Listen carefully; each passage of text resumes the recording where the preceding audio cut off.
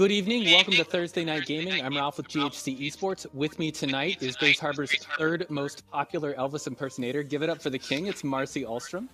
Hooty hoo! Glad to be here tonight. Marcy, how you doing? I'm doing great, thanks. How are you, Ralph? I'm doing well. You know, like the weather was really nice today. I had a couple technical glitches getting ready for tonight, but I had like several people pitch in to help out, and you know that's so cool about running a community game night like this and having those community members show up and help out. It's just super cool. Absolutely. Yeah. Thanks to everyone that gives us a hand with this. We love and appreciate you. Yeah, absolutely. So before we get started, we've got a couple of things I want to tick down. And also, this is while some of our players are still getting into the lobby and getting ready for our first set of matches. So I do want to mention a little bit about tonight's format. We've got 5 teams: Wing Beans, Baba Booey, the Fruitcakes, the Desserts, and the Mavericks. And Marcy and Ziva, the diva, should remember the Fruitcakes. That had Pocket League, I think it had Ferret, and then Lana Del Rey. Lana Del Rey is now Charlie XCX, but he is back, and Ferret has been subbed out in place of Lightning. And then you may also remember Nameless took the championship last time. That was Zan Cities and Cupcake Ninja. And to add to a little bit of spice and drama, those two are now on different teams now. Baba Booey picked up Zan Cities, and the Desserts picked up Cupcake Ninja. It sounds like we may have another sub for Cupcake Ninja, so you know it's already super exciting. But I do want to talk a little bit about the format. We've got 5 teams, 3 players each. We're doing double elimination, best of 1 elimination deathmatch. That means once you've successfully won a match with those heroes, you don't get to play them again. So we're going to be doing double elimination, but if it's best of 1, that means that a round is going to be 5 to 10 minutes, and then we're going to swap to the next set of teams. So tonight should go pretty quick, and I am looking forward to it.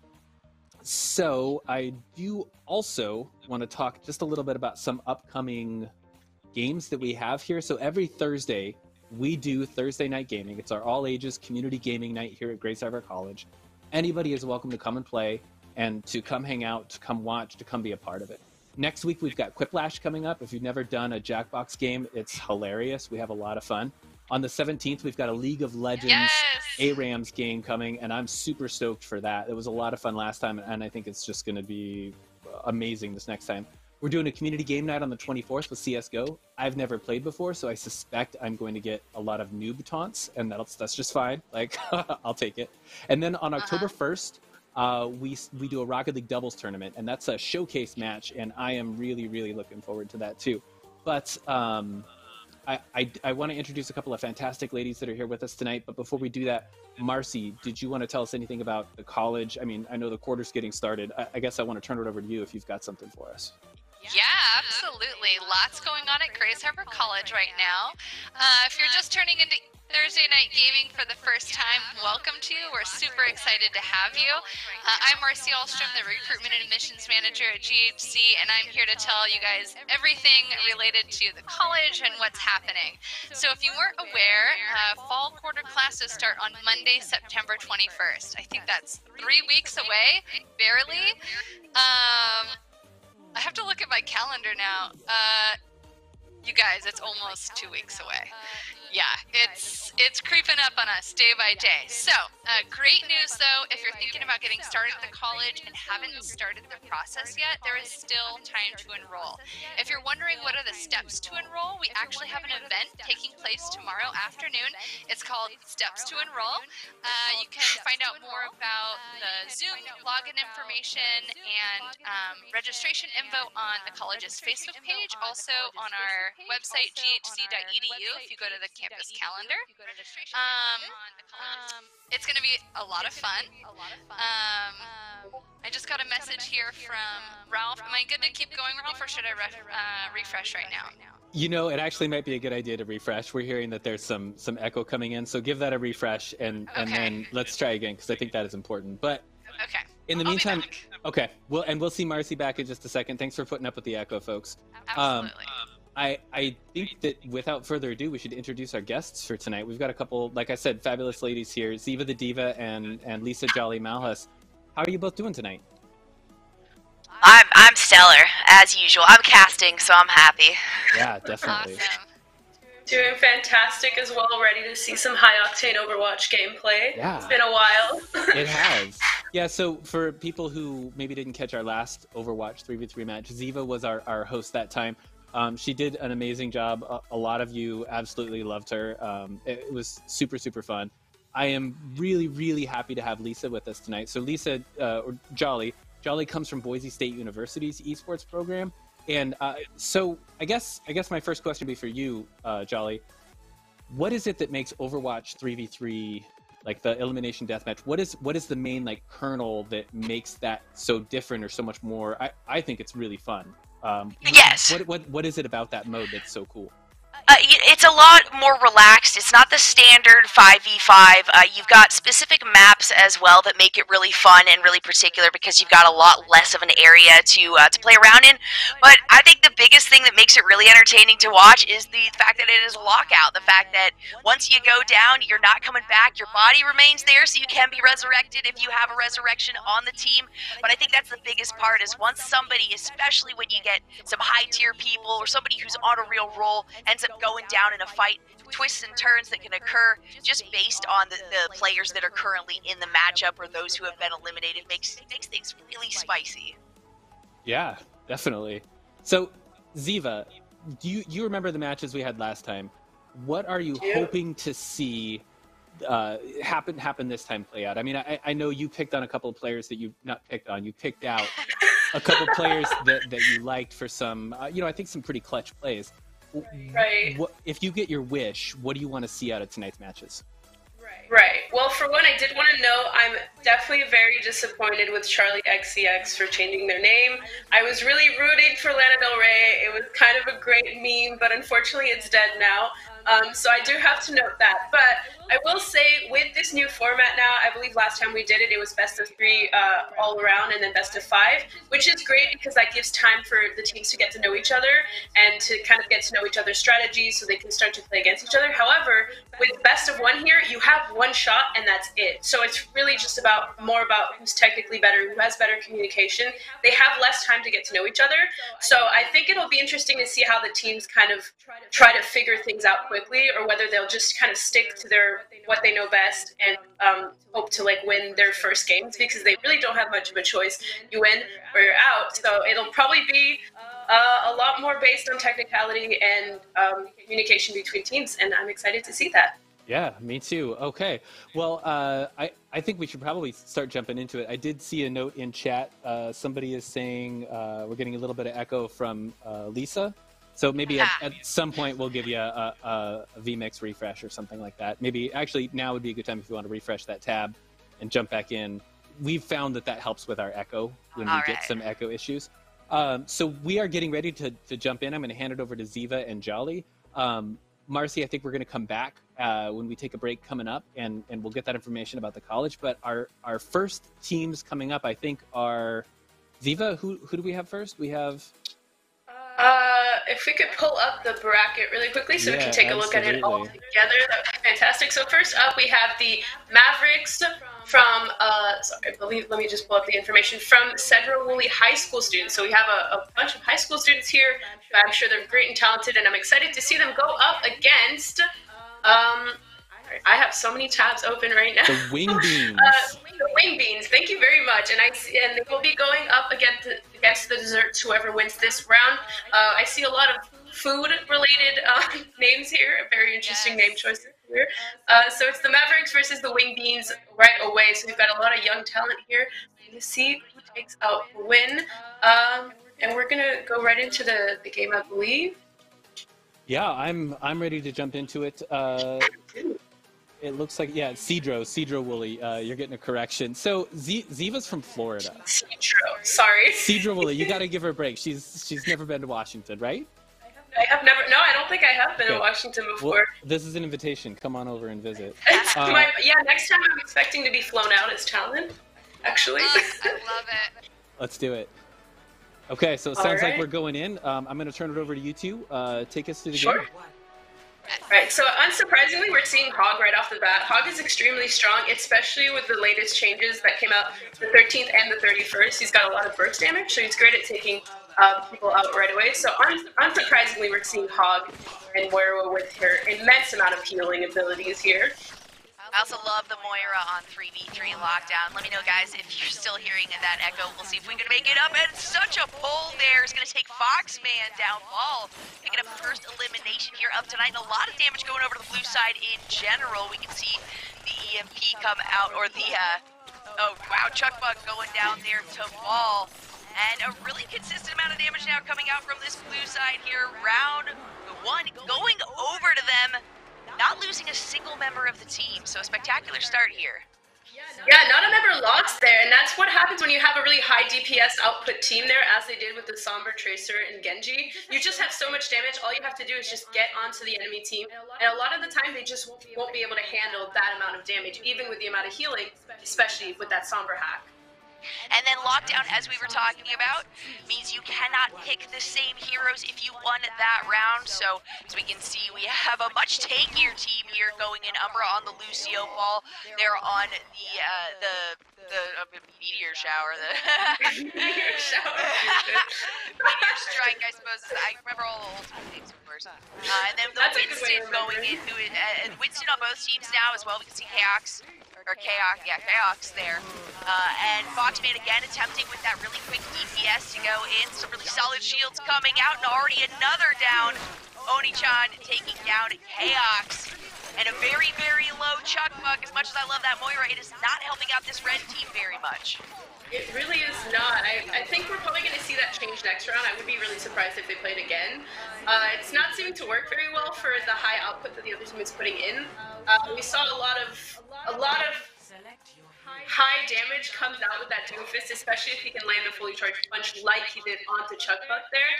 So I hope they maybe see that the Moira is not really working right now and maybe try to change it up a little bit. Let's see how that goes. All right, selections are locked in now. They do stick with the Moira there, but they're going to go with the Reinhardt and the Soldier 76 instead. And as we can see on the other side, that Mercy being picked up by Oni-chan. Ball on the Roadhog, and then we can see Ash picked out by Umbra here. So a lot of potential damage to go in, but some really solid front line and backline damage as well coming from this red side that has so far seen failure yet in this round. Ooh, right. What a pull! What a hook from Ball there! That was incredible! That is why we see a Roadhog so much in 3v3. He's just got that burst damage. He pulls somebody in who's not another tank, and they're going down if that person is good enough at aiming, and it's honestly not that difficult on Roadhog. That is why he's such a strong hero on 3v3. Now with the Mercy available as well, keep in mind, if Umbra does go down, Oni-chan has the ability to get a revive, and also Ball's body is still there in the 3v3 lockdown, so there is the potential for a revive if we get to that point, and if the positioning allows for it as well. Here we can see Chaos trying to maybe come up the stairs, trying to figure out exactly what the best route to engage on this fight is, as it is a last chance here now for these guys, and the revive is coming through there for Ball. Gets back up. What a res there. What a fantastic res. Really showing the amount of patience there. They really waited for the entire team to get away from the body so that they could come in and go for the res. An almost amazing charge coming from the other team. But overall, Blue Team's got to say they really played fantastic there. Game by Ball. Go. Even this out. Alright, we're still getting echo. What a hug.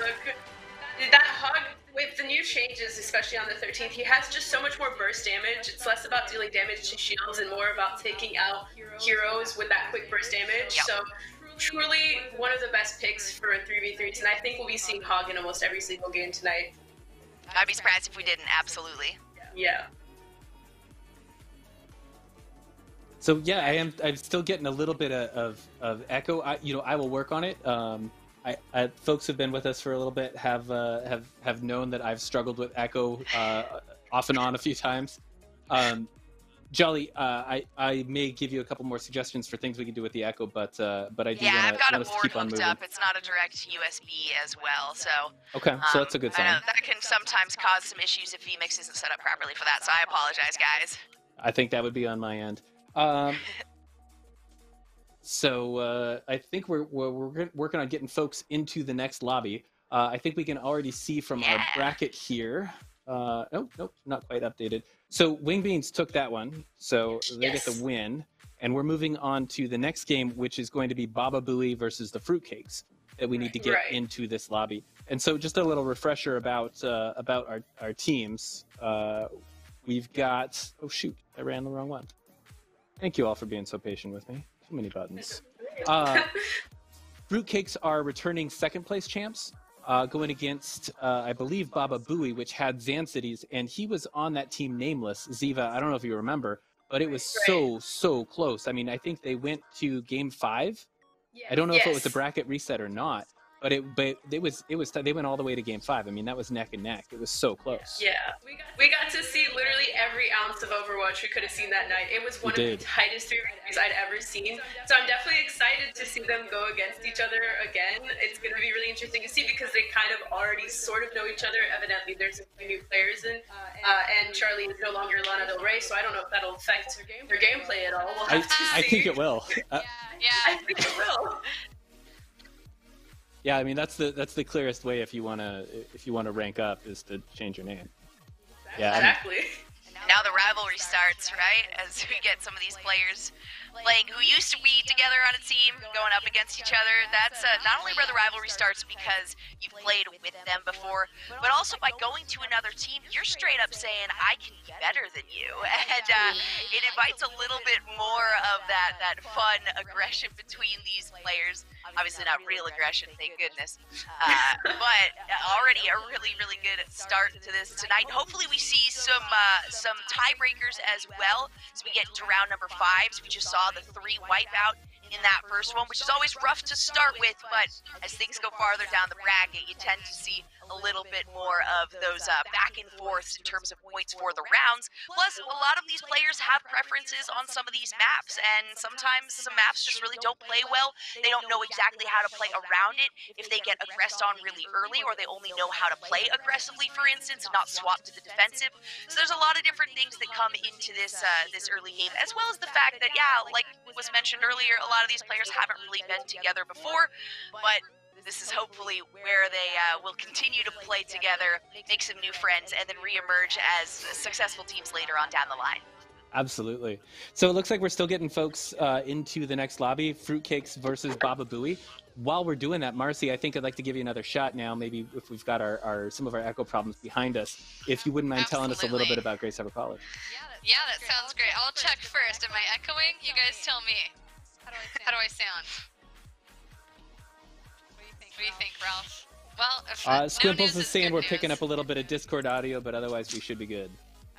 Okay, good. So, as I was mentioning earlier, if you guys didn't already know, fall quarter starts at Grace Harbor College on Monday, September 21st. That's a little bit over 2 weeks away. So if you are thinking about coming to college in the fall, I will say there is still time to get started and enrolled, but now is crunch time. So if you are thinking about getting started at GHC, we actually have an event just for you. It's going to be tomorrow afternoon, 3 o'clock. The event's called Steps to Enroll. We're going to be going over those 4 steps to get started at Grace Harbor College, which includes applying to GHC, filling out your financial aid application, determining your class placement, and then getting registered for classes. Just an hour-long event. It's drop-in or attend for the whole time and ask some questions that are specific to you if you'd like. For information about how to access that Zoom link, you can find out the event on our Facebook page. We're at Grace Harbor College. No, I'm sorry, at GH College WA on Facebook. We're at Grace Harbor College on Instagram. Also, the event is posted at ghc.edu on our events calendar. So please come check us out. Also, early next week, GHC will be hosting 2 events on Tuesday, September 8th. As a reminder, Monday the 7th is Labor Day, so the college will be closed that day.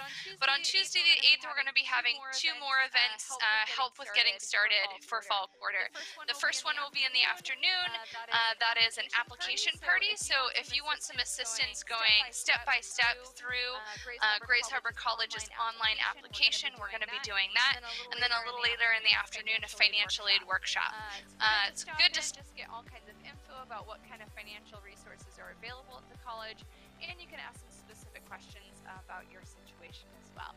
So keep your eyes open on GHC's social media pages as well as our website for any more upcoming events. And as always, the best way, or one of my favorite ways to get in contact with GHC is to visit our virtual assistance webpage. That's at ghc.edu. In the upper right-hand corner of the webpage, there's a big blue link that says Get Virtual Assistance. That website is an excellent place to go to find some Zoom virtual lobbies for different student support services on campus. So if you want to talk to the financial aid office, to the Welcome Center, to TRIO, to emergency funding, to student life, the virtual assistance webpage has direct links for you to jump into a Zoom lobby with any of those offices. Please take note of the hours of operation for those offices, and as a reminder, we're going to be closed this coming Monday due to Labor Day. You can always reach out to admissions@ghc.edu, and also 360-532-9020. So we're excited to have you for fall quarter. I'll get a little bit more in detail about some exciting new programs that we're going to have a little later on this afternoon or evening.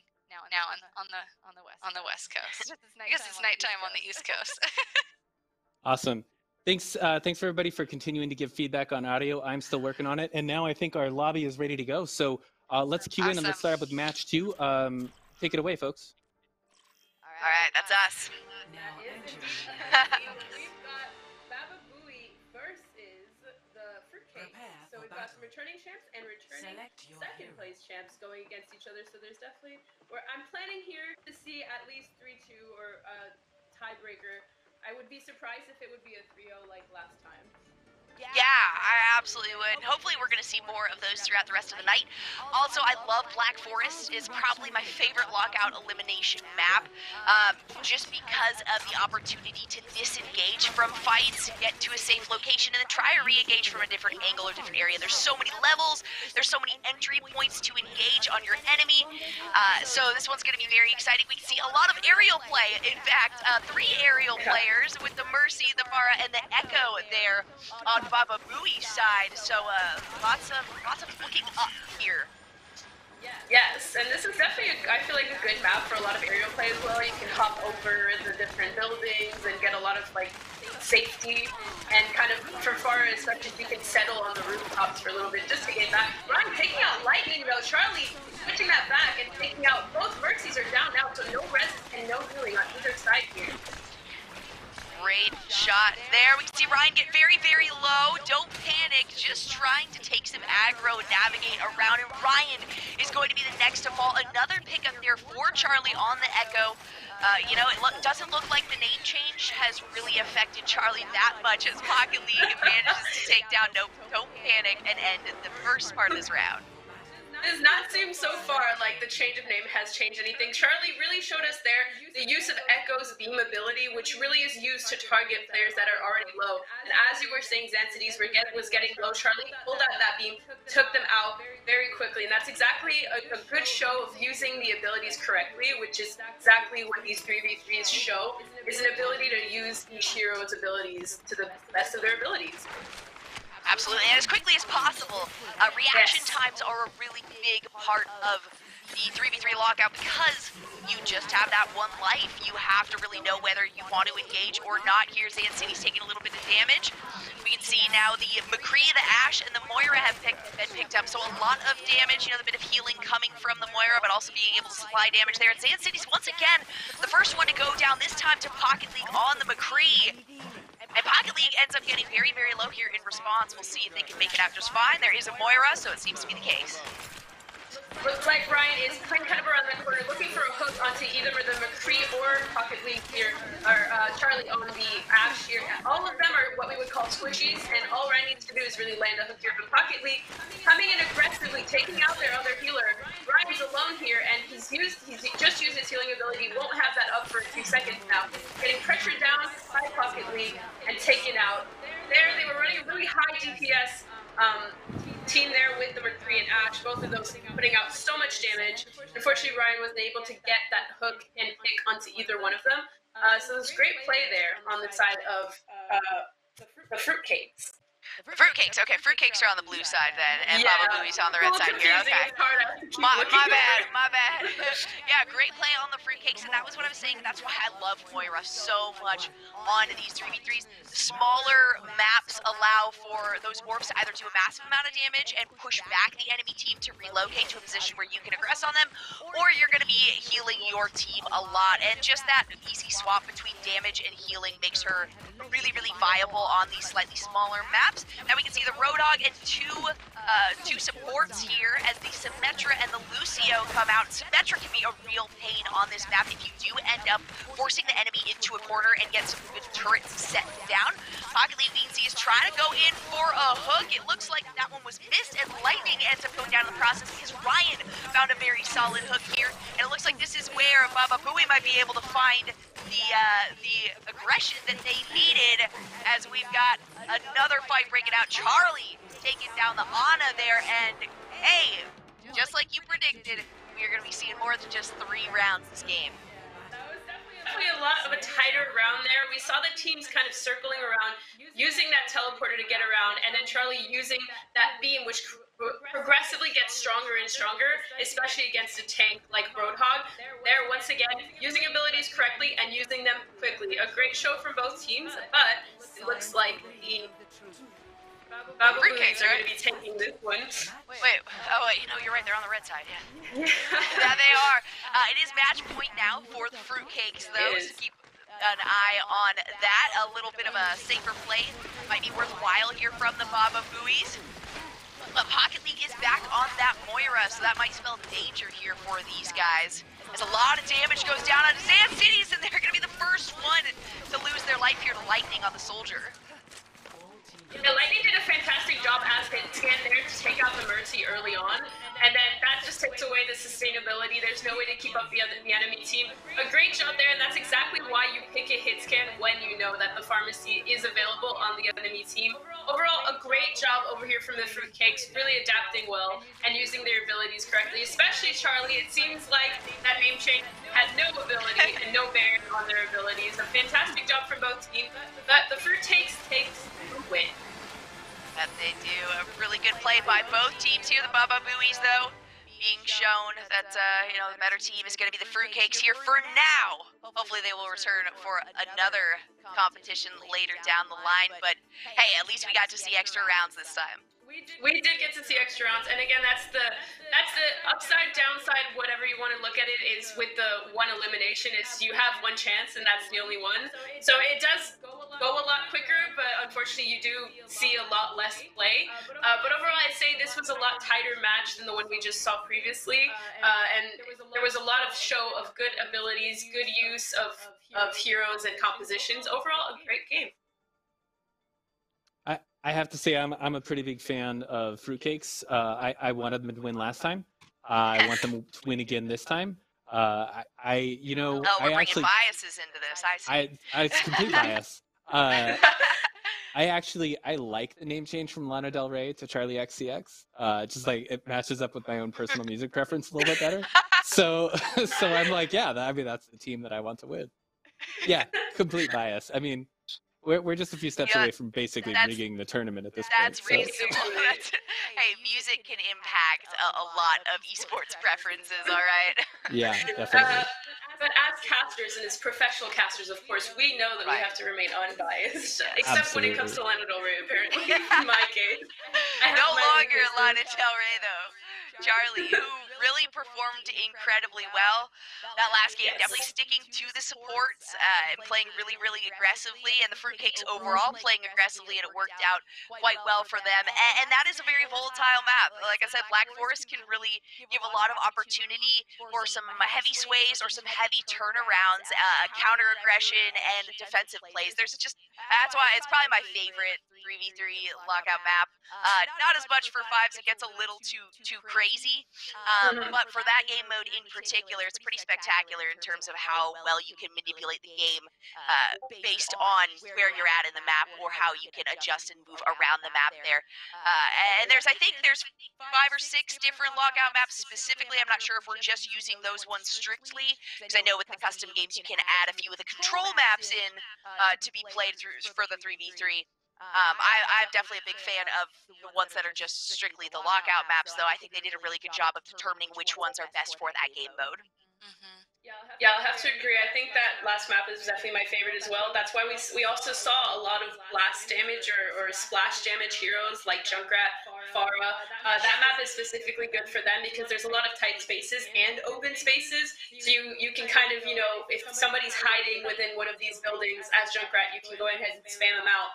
And if you have that Pharah, then they can go ahead and take care of them once they're outside of the building. So there's a lot of that kind of strategy of using the map to your advantage just as much as using your composition to your advantage. So definitely these maps are made in mind with this kind of play in mind, and so that's why they're probably the best used with this kind of format of play. And so we get to see how the teams use the maps to their advantage with the heroes that they decide to play.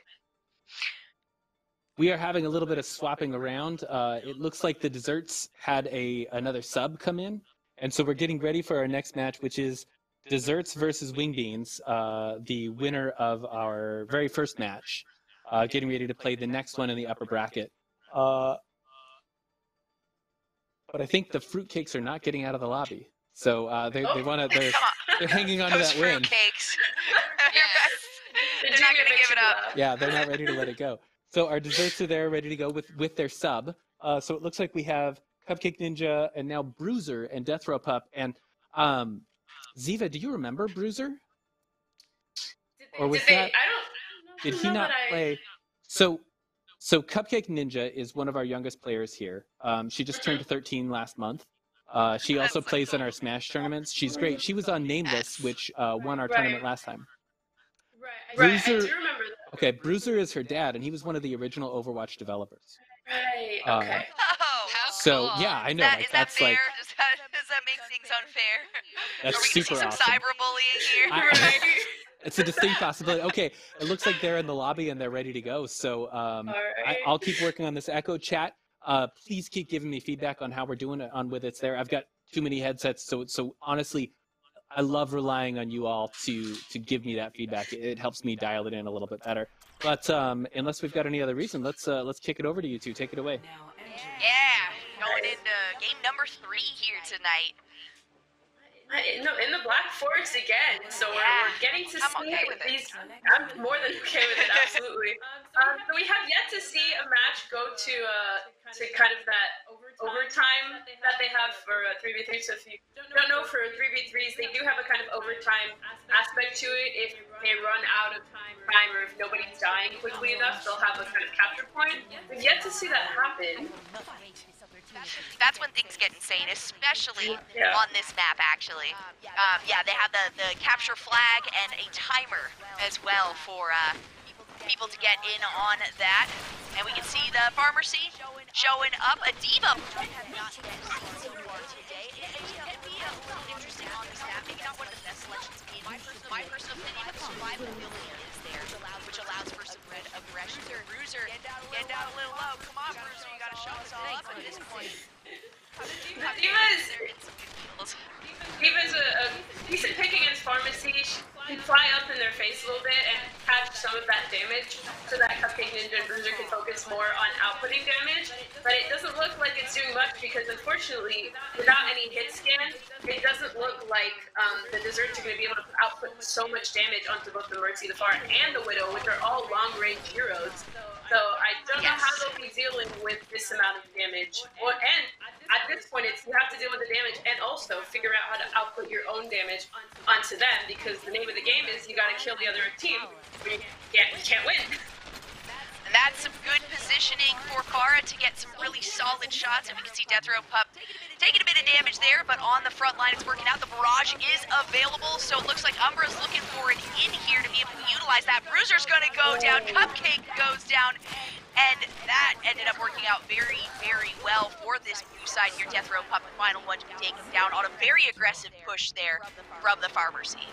That was fantastic team play from the Wing Beans there. I don't know if you noticed, but Ball went behind the desserts here as the Onichan and Umbra came on the other side. So at the end of the day, there's not much the desserts could do there. They were kind of pincered and stuck into that tight room. So great team play there from the Wing Beans. We'll see what the selections to change here are. The Diva was picked up. Oh, back to us. The Diva was picked up there, as we can see, but with the lockout, that means we're not going to be seeing the same heroes twice in a row on the same side here. Umbra now on the Ash, and looks like sticking with the Diva there for Death Row Pup. Bruiser on the Moira, and Cupcake Ninja staying on really the same composition, actually, that they just ran here with Cupcake Ninja on the Junkrat as well. But yeah, the positioning's not great, because this is the same exact place that they just lost the round in. Yeah, it's not a terrible composition, especially since now they're not dealing with two long-range hit scan necessary heroes. But yeah, their positioning is questionable considering they just kind of got stuck there. But there is less of a chance of getting pincered by a Widow and a Pharah, so it may be something they'll just try again. Now we're seeing a fight starting to brawl out in that open space. With Umbra staying on that high ground, getting a pick onto Bruiser right off the bat. Getting that high ground is very important, especially if you're going to play a hero like Ash. And that is not one that you want to go down. Bruiser being the healer and setting up a lot of long-range damage as well. Cupcake Ninja is going to be the next one to go down. Death Row immediately getting taken out of the mech and going down there. So 2 over to the Wing Beans, correct? Those are the Wing Beans, yeah. I'm learning. Yeah, we're gonna memorize all the names by the end of the day. And by the end when it changes. Yeah, exactly. Bruiser getting taken out there. You're losing all of your sustain immediately, especially since both of those other heroes didn't have their own self-healing abilities. And Umbra landed a huge dynamite onto both of them. So there's not much you can do there. Bruiser just needed to stay alive, unfortunately. We're seeing Symmetra, so the use of the teleporter to get high ground very quickly with that Reinhardt, and we're seeing Hog on the other side, as on the side of the Wing Beans now. Oh, not Reinhardt! A good way to start, though. You assume that the Reinhardt is going to be one to survive that pull and instantly going down. Ball goes down in response, though, but it will not be enough. The Wing Beans find the third round, and nothing going over to the desserts, but a very, very hard-fought fight. Yeah, that was definitely not how you want to start there. Losing your Reinhardt right away, losing your big tanky amount of health and your shield. Just not a great. Here we're seeing the pincer move from Ball, getting behind, getting that headshot onto Bruiser. Beautiful shot, and just great communication there from the Wing Beans. Really fantastic coordination there. We just saw great team play and great very clean. DPS play. Yeah, it was very clean. As I was watching it happen, and I wanted to yell like, "She's behind you! She's pushing!" And that's when you know they coordinated it correctly. Absolutely, and the communication is a huge part of really any lockout game, any type of game where you've got one life and you have to initiate, because you've got either really in these types of games, and in particular on this map, if you're in a bad situation and have to aggress in response, then you are usually locked into an area, or it is going to be a full-on aggressive fight. Rarely is it kind of a poke back and forth, disengage, poke back and forth, disengage, because you don't want to delay the game as long as possible, especially when you've got healers on both sides. So going in all at once and being able to communicate and having the confidence as well in your teammates is a huge part of this. Being able to rely on someone shot calling, saying, okay, we're going in, we can take this, or saying, okay, we need to disengage from this, let's back out, and really acknowledging that you do confide in your teammates and what their suggestions are and things like that. Having a shot caller is really helpful, or if every single player ends up shot calling, so long as you're not all talking over each other, it is a good strategy to work through these things, as there's only 3 players per side. So solid communication is absolutely the #1 way to continue to do well in this type of game mode. Definitely. We definitely saw that with the Wing Beans, and they did a great job, especially at targeting the healer. That's definitely who you want to take out first if you can. It's going to be the healer. The tank's going to be more difficult to take out if the healer is up. So you want to get that Moira down, that Ana down, so that you can really focus on the other two. They're not going to have any sustain unless they're playing Hog or some kind of hero like that. So I think that's where the Wing Beans really took the win, is they focused down Bruiser every single time. And no shade to Bruiser, but Bruiser was the first to go out every time. Not because Bruiser is specifically did a bad job, but because the wing beats were just so coordinated in taking that person down, Umbra doing a fantastic job at taking them out the second or third round, and Bald doing a fantastic job on that Widow that first round, catching them off guard and taking out Bruiser immediately.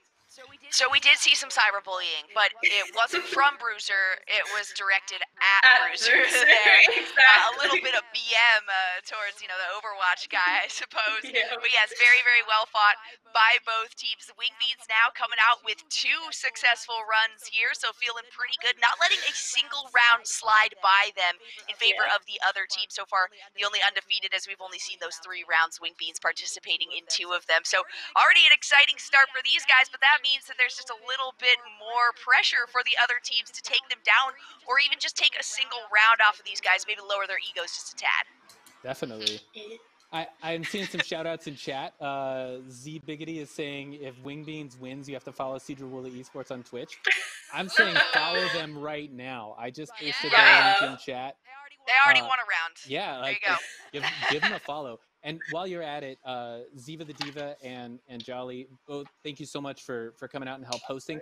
They're both on Twitter. So Ziva _ the Diva on Twitter, and then _ Jolly _ if you there's the other underscore. To follow Jolly. Yeah. Both awesome contributors to the esports scene, collegiate and otherwise, and it's just really great to have you as collaborators for tonight. Yeah, and thank you guys so much for having me, and I cannot wait to continue working with you guys. I know that you got more events coming up in the future, and my specialty is League of Legends, so I know we're going to be doing a 3v3 ARAM kind of thing. Yeah. I can't wait for you guys' upcoming events of the games, stuff like that, and maybe I'll just have to participate in that Quiplash online, huh? Definitely, bring it on. Yeah, 2 weeks we're going to have you back for League of Legends ARAMs. That's going to be fantastic. Let's oh, go ahead. A question about League of Legends. Someone asked me, is there a cutoff date for sign up? When's the last time or the last point someone can sign up for that? So I think we're going to go until we have the teams filled. And I would have to actually check with the point person that's running that event. I'm not sure if it's 3, 4, or 5 teams that he's looking for. But that's, Tony Card Kid Garcia, our esports work study, is the one who's headlining that or running that event. So it's his call. We'll see. Great. So a good strategy then, if you want to get in on that night, sign up now. Be one of the first ones to register to play. Those ones always, League of Legends always fills up pretty quickly. Yes. But the nice thing is it's one of the bigger teams for these esports games. You've got the 5 players. And it allows also, I love League of Legends because you constantly, especially in collegiate, see people swapping lanes, swapping roles. These are all team-based games. That is one of the most intense, though, because you're in a single match with people for right around 30 minutes per game, and you get to really know each other a lot and develop those communication skills that really work across all games. So I'm very, very much excited for League of Legends. But yeah, the answer is absolutely sign up now. I might as well. And even, even if it's past the cutoff, sign up. I don't care. Always try is my resolution. Well, it looks like we have Mavericks loading in, so we are going to actually be dropping down to the lower bracket for Mavericks versus Baba Booey down there. We're going to climb up through that bracket and work our way. We've already got Wing Beans versus Fruitcakes in the semifinals. That is going to be a fire match, and I think we are switching to best of 3 for semifinals and then finals. And looking forward to seeing our winners there. So we have, it looks like we've got everybody's loaded. They're picking the maps and the settings now. We are just about to jump into it. I just got to say, I'm seeing a lot of people calling out Cedar Woolley Esports. So I think both Mavericks, because their team name is Cedar Woolley High School Mavericks. And then if Wing Beans is also from Cedar Woolley High School, they've got some kind of esports scene happening there. That sounds pretty cool. Scout them now, recruit them now. Get in there. I got to tell you, Grace Harbor College is absolutely where you want to come for esports. This is my arena right now. This is me over here. We've got high-end Trident, MSI Trident. Gosh, what are they? A9 Plus gaming machines. They've got an RTX 2070S. Graphics card in there. They are so fast. 27-inch screens, 165 hertz. We've got a League of Legends team. We're working on our Overwatch team. We've got Rocket League and Smash coming up. If you haven't submitted a recruitment application, what are you waiting for? Head over to ghc.edu/esports, fill that sucker out. That comes straight to me. I get in touch with you and I say, hey, what can we do? We do have scholarships available, but if you want to play, if you're interested in matching the passion that you have for the game with coaching, with regular practice, with league play, you got to come here. I want to connect you with those resources, so let's make it happen. I think we are ready to go. So yeah, let's fire it up and let's get into a game. Take it away, chat. Keep me on what's going on with our echo. Not to mistake that for the echo in game. Actually, a bit more aggressive than our echo, to be honest. Exactly. All right, so we've got the Mavericks here versus the Baba Booies, or Baba Booey, I guess. I would love to hear the story for that name, because I have never seen a name like that Baba before. Booey. Baba Booey. It has a nice ring to it, doesn't it? Oh, absolutely. It does. It sounds familiar to me. I feel like I should know maybe what it's referring to, but just not yet. And I do. Okay, all right. We've got the Soldier 76. We have the Bastille, and we've got the Roadhog, which is a really solid mix here for this map today. Yeah, so it looks like we do have control point maps as well. Yes, so we have a very divey team versus kind of a standalone here. Champs getting the pick onto Xansides here. That's where that Hog is so strong with that damage here. Now they're being aggressive. They've taken out the healer, as we spoke about it before, and they're being aggressive, going in and taking out those tanks who both don't have healing abilities. Chayux again with that hook, a fantastic pick onto Don't Panic. And finally, Ryan will go down with no healing and no other tank to help them out. Great job there. They noticed, okay, we took out Xansides, they don't have any more sustain, and then they aggressively went in with that damage that Hog outputs. A fantastic job over here from the side of the Mavericks. A great immortality field as well, coming from the Baptiste that we saw there as they were really trying to aggress after taking down Xansides. So some good teamwork. And another map, this one's not a lockout map, so there's a lot more space to navigate, which can be good or bad depending on what your composition is made up of. It looks like it's gonna be a mirror here on the side of Baba Booey is the red side, I believe, here. The left side. No, blue red, side. Blue side? Blue Yeah, side. blue All right, side. Baba Booey's the blue side. And Xansides is going to go down in Foxman.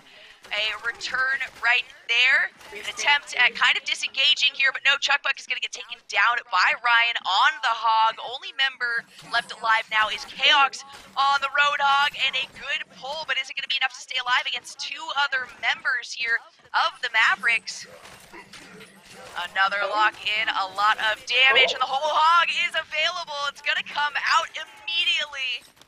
Don't panic now. The only member left alive as the whole Hog takes down Ryan, and Chaox really feeling the backpack on this one. Yeah, this is going to be a really interesting fight because Don't Panic does have the anti-up, which is kind of something that is very strong against a Hog, and that's kind of the only way you're going to take out such a tanky character here. So they've really got to not panic, as the name says, and hope that Chaos can hopefully not land a hook there.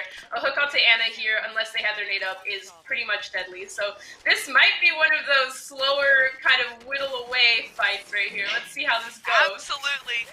There, the sleep dart is going to help put a lot of damage down, but Chaox does have that self-healing, able to just back away from this, and that's kind of the thing.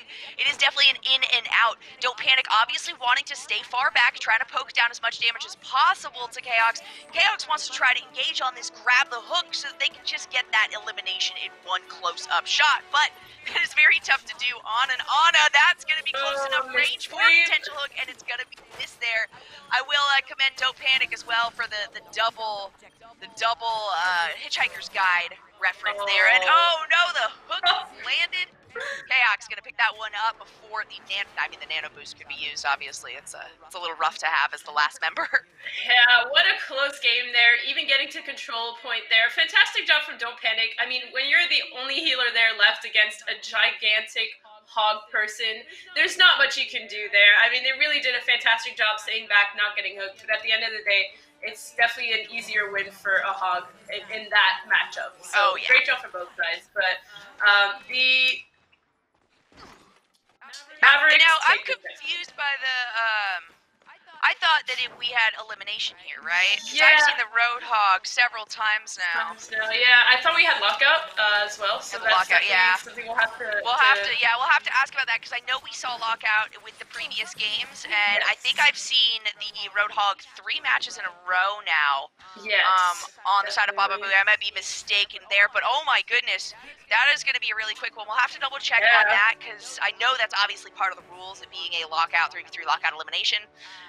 It Yeah. was. We I'm want to make wondering, sure is that this everyone's got a do-over? fair shot at this one. And Chaos, no surprise, No with the surprise Roadhog taking there, that. picking up that Yeah. second round. And as you said, the immortality there was really great because Don't Panic had to output that damage onto the immortality before they can even start doing damage to the actual heroes. So it was a greatly well put immortality there, right in the middle of the fight. So a great play there from Foxman as well that we've got to know. So honestly, I think that was a mistake in the lobby setup. That's on us. That's our responsibility for the lobby setup. So I would actually throw that out to the team that takes the L on that. Do you want to redo? Do you want to redo with elimination turned back on? I think that, yeah. Just for that team, I definitely think it's fair for them to be able to get, because the Roadhog 3 times in a row, and especially on Chaos, that was pretty rough. I'm thinking this should be a remake, but I mean, if that team that Baba Booey all cleared out, I'm willing to give them a redo on that one. Let's try again. Elimination. I mean, we got to play the matches by the same rules. We got to be consistent. Exactly. Yeah, definitely. Got to keep those rules consistent. But either way, now we'll hopefully be able to see the Baba Booies maybe play against something that's not a Hog, because once that Hog is out, then you have to start being a little bit more creative. I mean, Hog is really just one of the best heroes for this gameplay, just because he's so tanky. He's got the self-heal.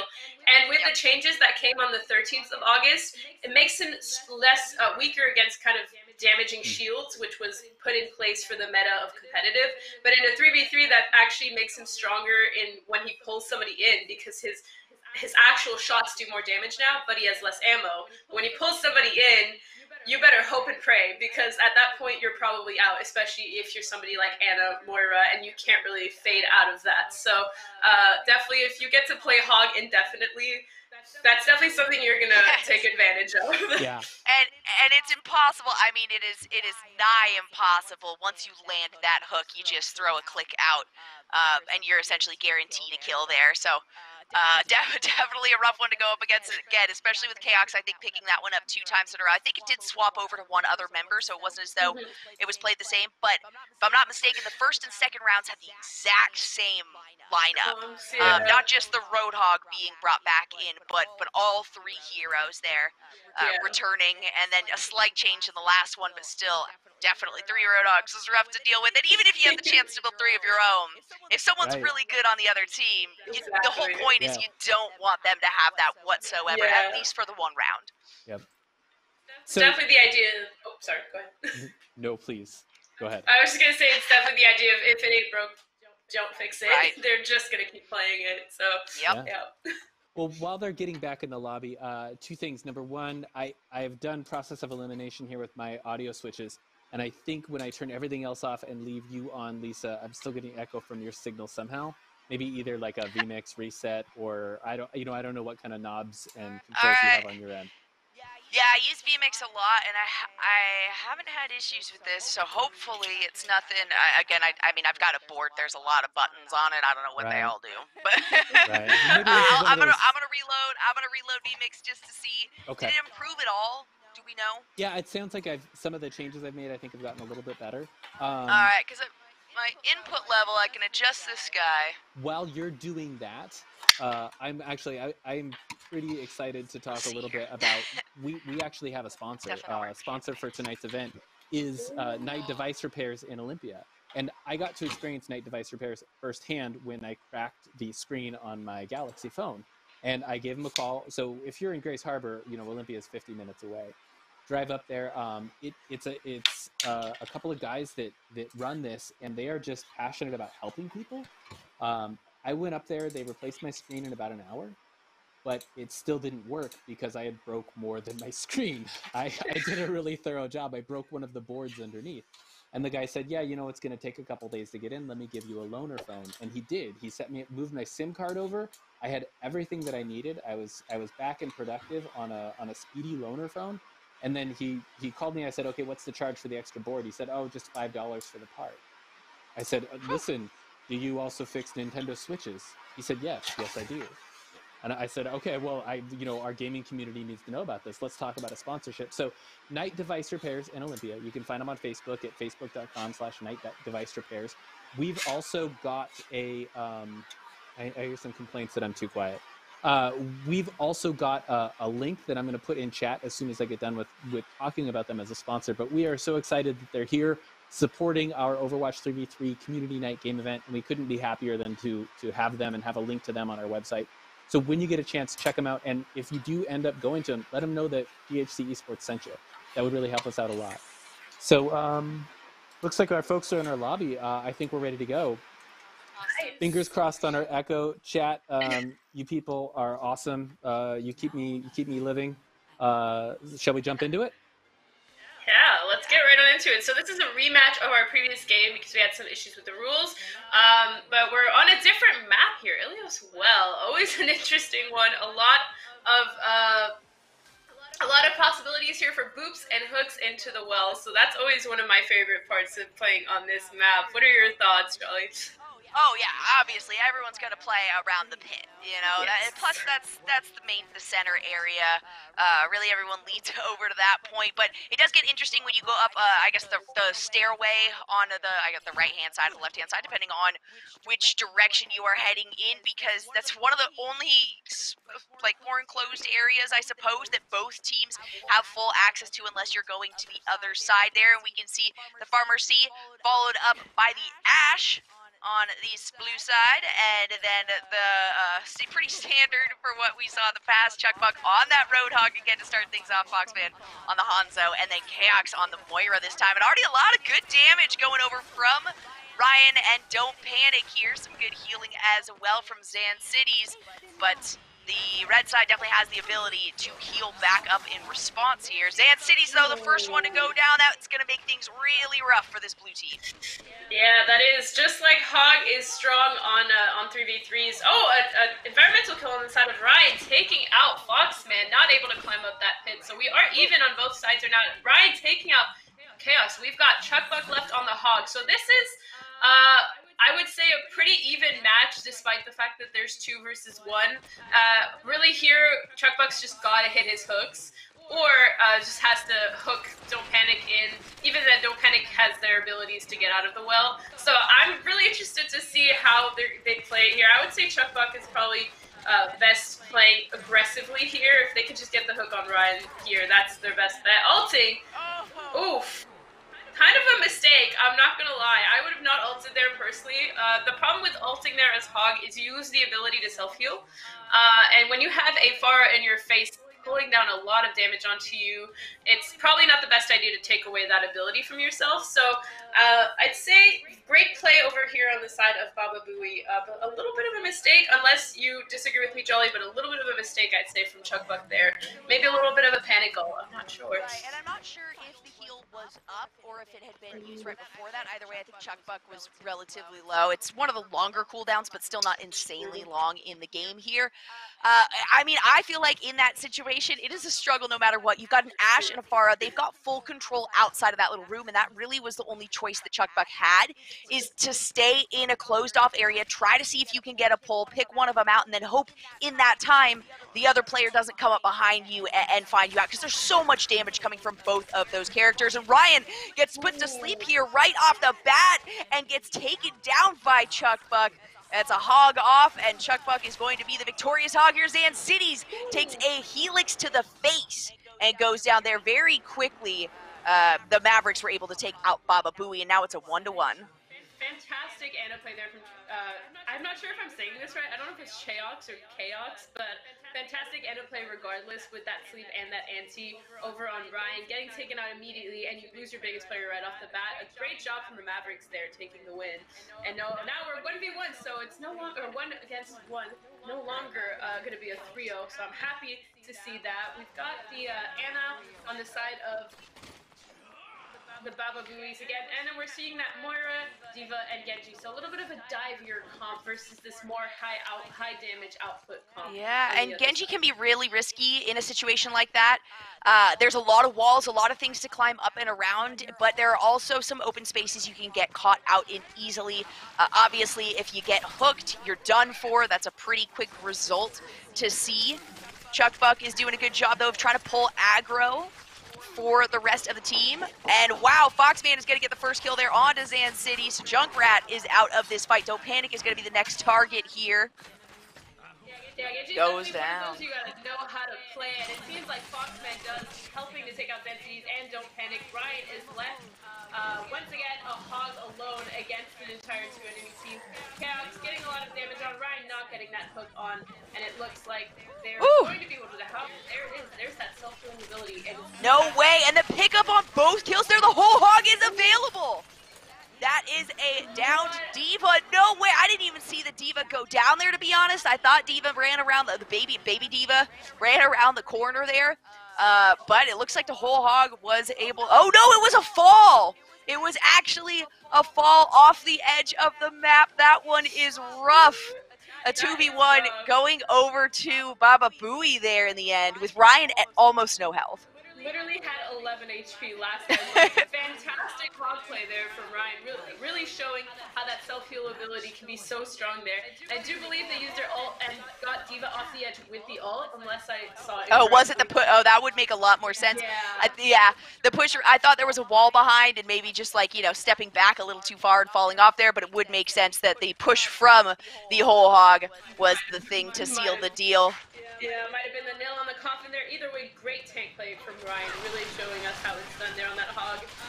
So over here we got Divas on both sides with Winston on the side of Baba Booey and Moira and Lucio.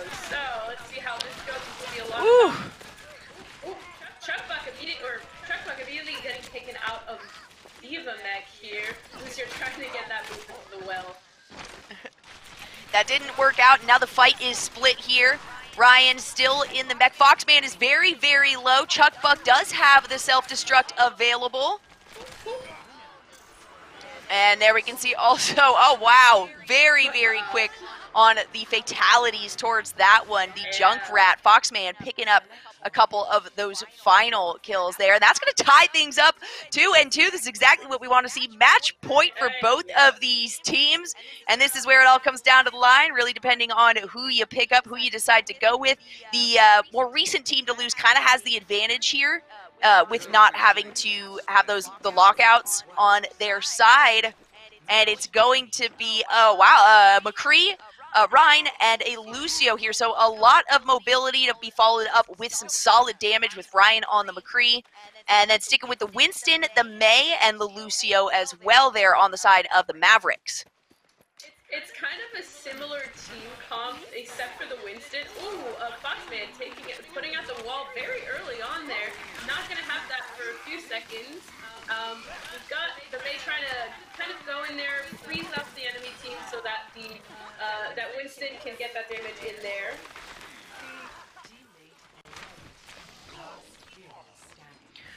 Woo-wee! Don't Panic is the last member alive here. We can see the ice block used by Foxman getting back a little bit of health in an attempt to re-engage on this one. And Don't Panic is on the run now. That's not going to be enough. The body of Reinhardt flies across the map as Winston picks up the last one. And Mavericks, even though it was slightly unfair to start, we ended up getting a match point. The Mavericks managed to take things home, but we went to a Game 5, folks.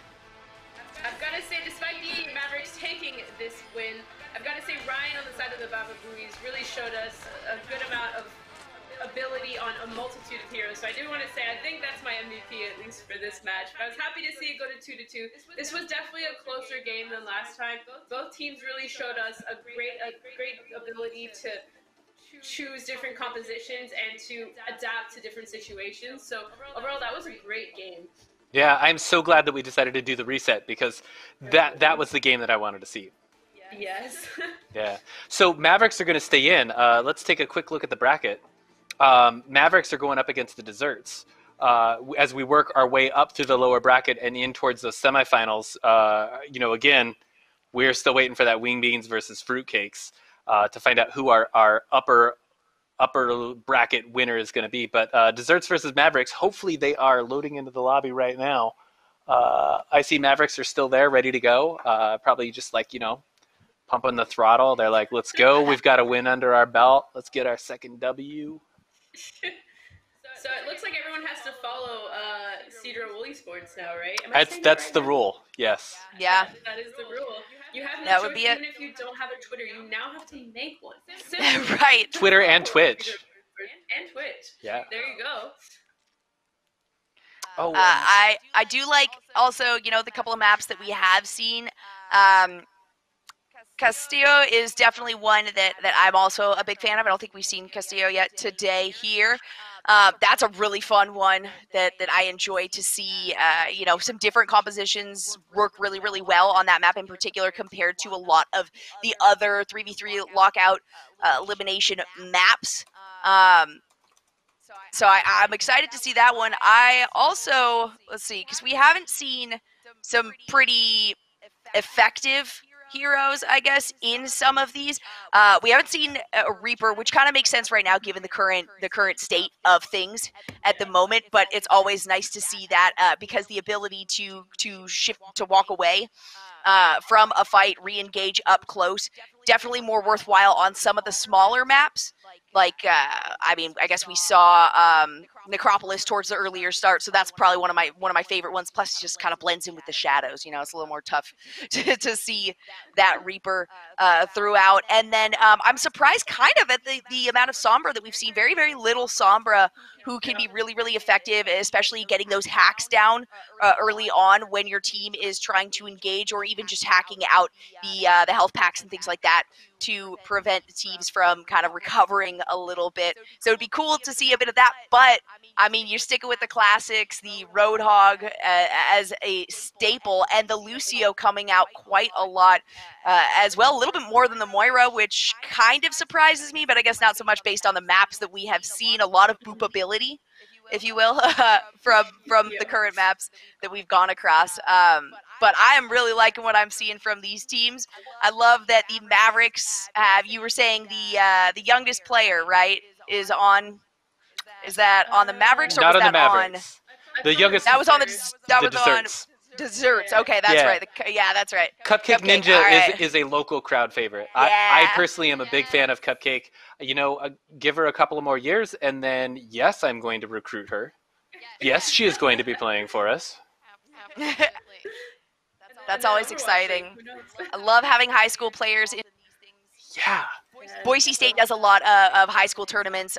We've got a lot of high schools that are really close by to Boise, so it's always so much fun. There's no one that has as much passion for esports as a younger kid kind of just now getting into things, especially for a lot of people. This is an environment, one of the only environments that many of us have been comfortable in growing up, and so to have it now as not just like an online environment, but an actual in-person community is really big for the development and just, mental stability for a lot of people. I love to see younger kids already engaged in this, and we are immediately going to be hopping in to the next match. And Echo Point Antarctica is going to be, I'm pretty sure I've got most of these map names right. Echo Point Antarctica is going to be the next one, as we see Cupcake Ninja return here with Bruiser and Death Row Pup going up against the victors of the last one, the Mavericks, Chuckbuck, Foxman, and Chaos.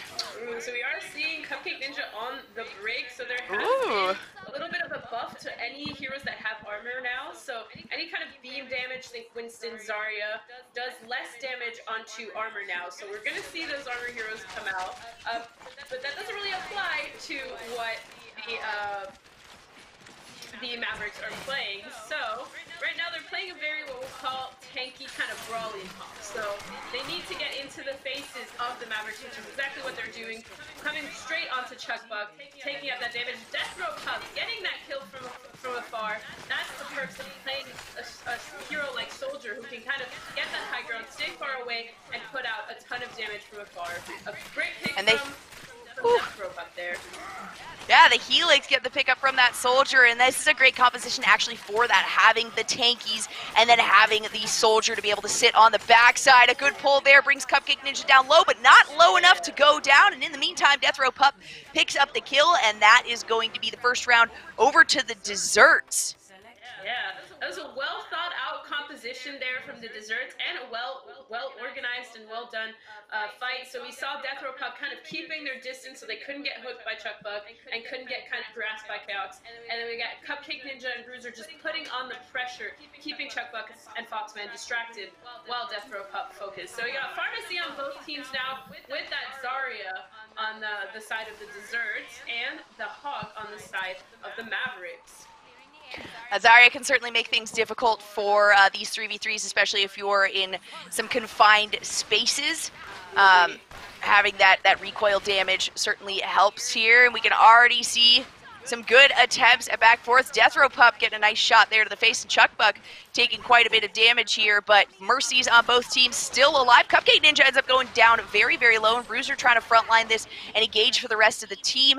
Has to back out as Chuckbuck is going to be the next focus of attention here for the Desserts. Marcy in the wings, though. No pun intended. Great. Chaos again taking out Bruiser there, so they just lost it there. Ooh! Ooh-wee! Also taking out Cupcake Ninja while they were going in for the res. A fantastic job there on the sides of the Mavericks there. And now a 1-for-1, a good way to kick things off for this one as we are getting towards the right side of the bracket, the intense side of the bracket. And both of these teams really putting a lot more thought into maybe the first couple of rounds in terms of who they are going to decide to run in with. I love the Soldier pickup on this map. You've got a lot of space to allow your tanks to frontline and aggress and then stick back and deal quite a bit of damage. Getting those helixes off and landing those are massive on this map. Death Row Pup's going to go right in on these three members. Death Row Pup now trying to kind of disengage here. That is going to be a Baby Diva out, though. And it looks like that, nope, that disengage did not work. However, Mercy is going to be here to save the day as a Mercy does. The Diva coming back down, or the mech coming back down here for Diva Chaos. Getting taken down in the meantime while all the focus was on Death Row Pup, who is now going to be the next focus of attention. But Foxman and Chuckbuck are both relatively low. Foxman will be down. Chaos the first one to go down as the Moira certainly hurts the Mavericks here on the red side. Yeah, definitely. We saw a lot of good tank play there from the side of Bruiser and Death Row Pup. Bruiser really coming in with that Diva, able to use the bubble to keep them up and keep them from taking too much damage. I'm telling you, it's scary when you have a Diva and Zarya coming at you. Two powerful women coming straight at you. That's going to make you panic a little bit. And so I've got to say, for me, the winner there was definitely Bruiser and Death Row Pup using that coordinated tank play of the Zarya and Diva, which is so strong together. So fantastic job there from the Desserts taking that round. And I'm actually very, very impressed as well. Death Row Pup, like I mentioned at the beginning, going in, aggressing on three members, and then immediately getting taken out of the mech, but surviving as Baby Diva and allowing Bruiser to go in and take the aggression from that point. So absolutely, the cohesion between these players is pretty remarkable. It looks like they're going to aggress in the same manner as last time. Death Row Pup on the front side. This time, Cupcake Ninja getting down very, very low, and that is going to be a 1-for-1 as Foxman picks up a kill and that gets taken down by Death Row Pup. Bruiser now the next target. Chaos going to get taken down up on the other side, and then Chuckbuck trying to survive, getting popped out of the mech, jumping down below. Not quite going to be enough. Desserts are going to take round number 3. I've got to say, the tank coordination there on the Desserts is really some of the best I've seen, at least tonight. Really, like you saw the Winston getting into that back line while that Hog is coming in, aggressing you. You turn around, each way you look, you've got a tank right up on you in your business. So really, really fantastic job there. And I think it's going to be the tank coordination that really is what pushed them over the edge there. We'll expect to see a lot more of that style as well coming from them. As we know, father-daughter, they tend to have a pretty good communication, and especially if they're playing games well together. You know what? That's the best way to get a good relationship going with your family. Hey, if you have to work together in a game, no matter what, whether or not you're upset with each other, it's really going to help later down the line when you have to bring that kind of into everyday life, using that teamwork and understanding as well when somebody else makes a mistake, acknowledging, all right, we all do it. You know, this isn't just something where you performed poorly specifically now. We all make mistakes, but we're going to recover from that. Keeping the positive mental is clearly something that Desserts know how to do and will continue to do throughout this tournament. Let's take a look at the bracket. So we just finished up. Oh shoot! It does not quite look like it's updated. So I will get the Desserts mark there as the winner between the Desserts and the Mavericks. Desserts continuing to work their way up that lower bracket, and we are moving into the semifinals. We're still doing best of one. We've got Wing Beans against the Fruitcakes. This is the match that I was talking about. I have made no qualms about being on Team Fruitcakes. I saw them play before. I'm a big fan of Lana Del Rey, now Charlie XCX. I just think that their play is so fun to watch. Some of those clutch plays from last time I still remember because they were so good. I mean, there was one where Lana Del Rey, or guest Charlie XCX, was alone. It was 1 versus 3 and went to secure the point. And as they came in to contest the point, ulted, I think with an echo, stealing everyone else's abilities and just wiped all 3 of them out right there on the point. And I was like, oh my God, it was so good. Yeah, so that was definitely one of those moments you remember as a caster and as an Overwatch fan. It's those clutch moments coming in. So I'm definitely hoping we'll see those, especially in our semifinals and finals. That's when they start to come up, when the blood is pumping and when the stakes are high. Yeah. Yes.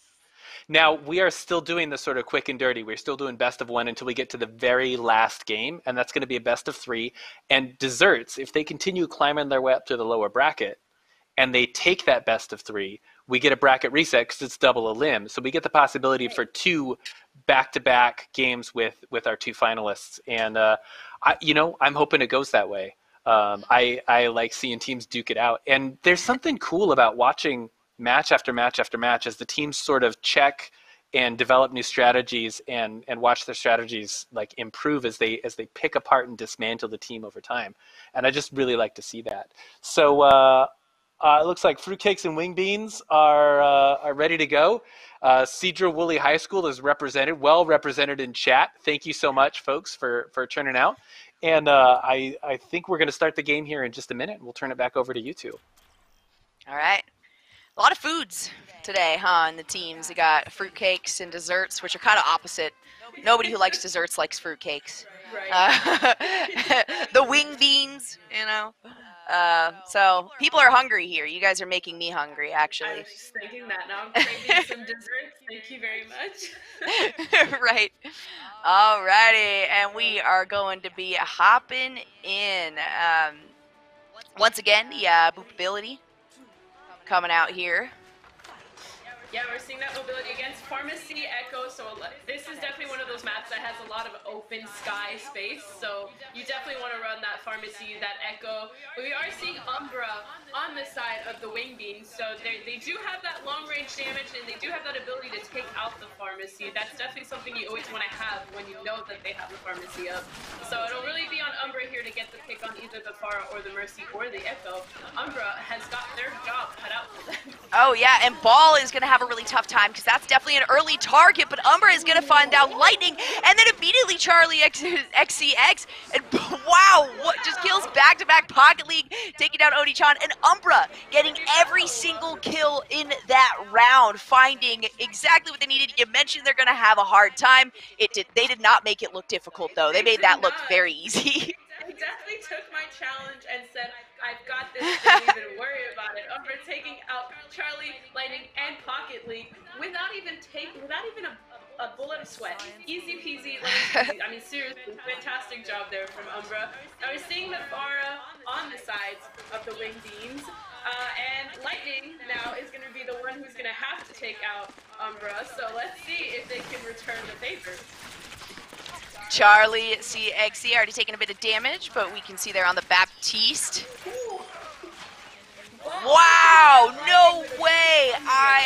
cannot believe that just happened. What? That was a great immortality field as well from Charlie XCX, allowed for the survivability there of the team, and the return as well as Ball takes down Charlie. Charlie takes down Umbra before the life was lost here, and now we've got a 2v1 against Pocket League. We're going to use that healing orb to get a little bit of self-heal, but Ball is on the backside, and Ball is the perfect name for this Wrecking Ball. Pocket League does end up going down, but very well played. The Pocket League survived a lot longer than they should have. Yeah, Ball doing a fantastic job, ironically, on Wrecking Ball there, both with just the environmental kills or borderline environmental kills, just putting it on that pressure, using that hook, using that ground pound. A fantastic job from both teams, but at the end of the day, Ball really showed how it's done with Wrecking Ball. And this is match point now for, this is Wing Beans, thank you. I keep writing it down, but I'm writing it backwards. I got it, George. So we do have Ball on the Hog on the side of the Wing Beans, so pulling out that Hog, always a safe pick. We do have the Lucio Moira Ziva on the side of the Desserts, also a great pick. That Lucio, especially with that ability to both heal and speed. So we're going to see how this goes. We also see Umbra on the Genji. Oh, what a move from Pocket League, taking out Ball early on, taking out the Hog early on, which is a key play. A fantastic move there for Pocket League. And now that damaging orb going over, dealing a bit of damage there to Oni-chan. There's a lot of mobility, though, on this team currently. I mean, you got a lot of mobility on both sides, really. That immortality field is going to keep them alive for a little bit. Umbra getting back up to almost full health, and Charlie finds another one. Oni-chan going down. It is now a 1v3. Going to make things really tough for Umbra. Yeah. When you got that Moira against Genji, it's usually going to go to the Moira. Genji is not really able to do much against that. I've got to say, though, it's probably the Pocket League group that was the MVP moment of that fight. When you take out Ball so early on, it's just not going to be a fun time. But a great showing for both teams. Wing Beans taking the second round. The broken guitar. Truly. The change cup is still there, though. Yeah, truly how Ball must have felt there. Yeah, right. All right, and we can see Ball on the Winston now, Umbra on the Roadhog, so a lot of frontline pressure. The Sombra is going to come out on Oni-chan, and we can see a little bit of a mirror, but with the Moira addition for Lightning on the Fruitcakes. Good hack there. Yeah, we're finally seeing that Sombra, as you said. If there's anybody who's a little bit new to Overwatch, Sombra's ability, she can basically hack and get rid of anybody's abilities for a limited amount of time. So that's obviously really strong in a game like this where abilities are so important. And that was a Sombra off. Charlie came out the victor of that one, but Lightning was the first to go down for the Fruitcakes, and that means the healing is less so on the side here of them. But they do have Pocket League on that Roadhog. You got the ability to self-heal there, and then a lot of mobility as well from Charlie on the Sombra to try to stay alive. Ball is so darn low, and Charlie doesn't need health to take down that 8. Oh. A great focus fire there from Charlie, realizing that they probably just want to leave the Hog for last and take out Ball, knowing that they have no self-healing ability. And now Charlie's really just gonna get in behind Umbra, try to get that hack. So my guess is Pocket League and Charlie are gonna do a little pincer move, try to distract Umbra, so Charlie can get that hack from above. And there we go, the hack and the whole Hug coming out. Not much you can do there. And they take it to 2. V2, we're going to a tiebreaker, as expected with two such talented teams. This may be a reverse sweep for the Fruitcakes. They ended up losing the first 2 rounds to the Wing Beans here, who felt pretty successful to start things off, but are now going to have to face the new and improved version here of Fruitcakes with the name change from Lana Del Rey to Charlie XCX. And hey, I asked for it. They delivered. The Reaper coming out, and of all players, Charlie there, the Orisa, and then we can see the Ana as well for Pocket League. Charlie's really great, from what I remember, also from our last 3v3. Great on those DPS heroes. So right there, he's going to want to get into the face of ball. That's really how you play Reaper. He's a great close range hero, not so great at mid and long range. So Reaper really wants to get into the face of the enemy team. Umbra coming in behind, trying to get an early pick, probably onto Pocket Loot here. That's probably what both teams want, is an early pick onto the Ana there. You lose your sustain, you lose your anti and your sleep. A huge anti there on both sides, actually. Yeah, lots of damage going down. Charlie getting instantly melted there by Ball. You got to get in the face of a Roadhog, but once you get hooked, there's really nothing you can do to survive. Yeah. Wow. Wow, what that was that was quite insane actually. Wingbeats right there at the end, getting the 2 very quick kills, and it was not a reverse sweep for the Fruitcakes. They tried their best, but Umbra pumped out so much damage throughout the entirety. Really, at least very gonna be kind of that contender for my MVP, at least if we're doing that. Umbra really taking my challenge to take out both the Pharah, the Mercy, and the Echo. A fantastic job there. Really showed how you play that Ashe with the down the sights and the hip firing. A fantastic job from both teams. But at the end, it is going to the Wingbeats. Wingbeats. I've got that one written down. Yeah. I'm glad you mentioned MVP because I do want us to do MVPs. I'm looking for both Ziva and Jolly to pick an MVP player from this entire series that you want to highlight at the end. And then everybody in Twitch chat, same thing. We've already had a couple of shout-outs. I think one was for Ryan, and then one was for... Who was the other one? By Ball. Yes, we've had a couple call-outs already. Chat, let me know... Am I... Oh... I was muted. Thanks, chat. Let me start all over again. Ziva mentioned MVP. I definitely want to highlight a couple of MVP picks. Ziva's going to have one. Jolly's going to have an MVP pick. But chat, I want to hear who your MVP pick is for this entire series. We've already had a shout out for Ryan and for Ball. Sound off in chat. Let me know who you want to see before we get to the very end of the game. And I got to tell you, let's take a quick look at the bracket. We are moving on to the final match in our lower bracket, Desserts versus Fruitcakes, to see who's finally going to go back and then take down Wingbeans or suffer defeat and get that second place. So we are cruising in there. We are going to take a short break right before the finals, not like a break from the stream. We're going to take a break to talk a little bit about our event sponsor, talk a little bit more about what's going on at the college. But am I crazy for wanting to tell Cedar Woolley High School students, like, hey, y'all play pretty good. Like, can I see an application? Like, have you thought about coming to school in beautiful Grays Harbor? We are literally like less than an hour away from Olympia, which has fantastic food and fine shopping. We're 30 minutes from the beach. We're 30 minutes from a rainforest, the Quinault Rainforest. You've got kayaking. You've got, I mean, there's so much stuff to do around here. We're a small town, which means you can take advantage of a lower cost of living.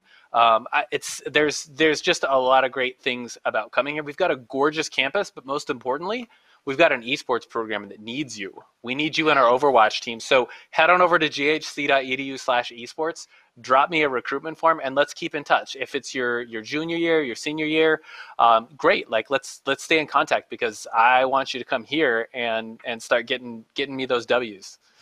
Super looking for dubs from you all. Another vote for Ryan. If you didn't ask for that, right? More so than if you didn't or if you did. Right. Cool. So it looks like we are ready to go. We're getting ready to jump in. So desserts versus fruitcakes.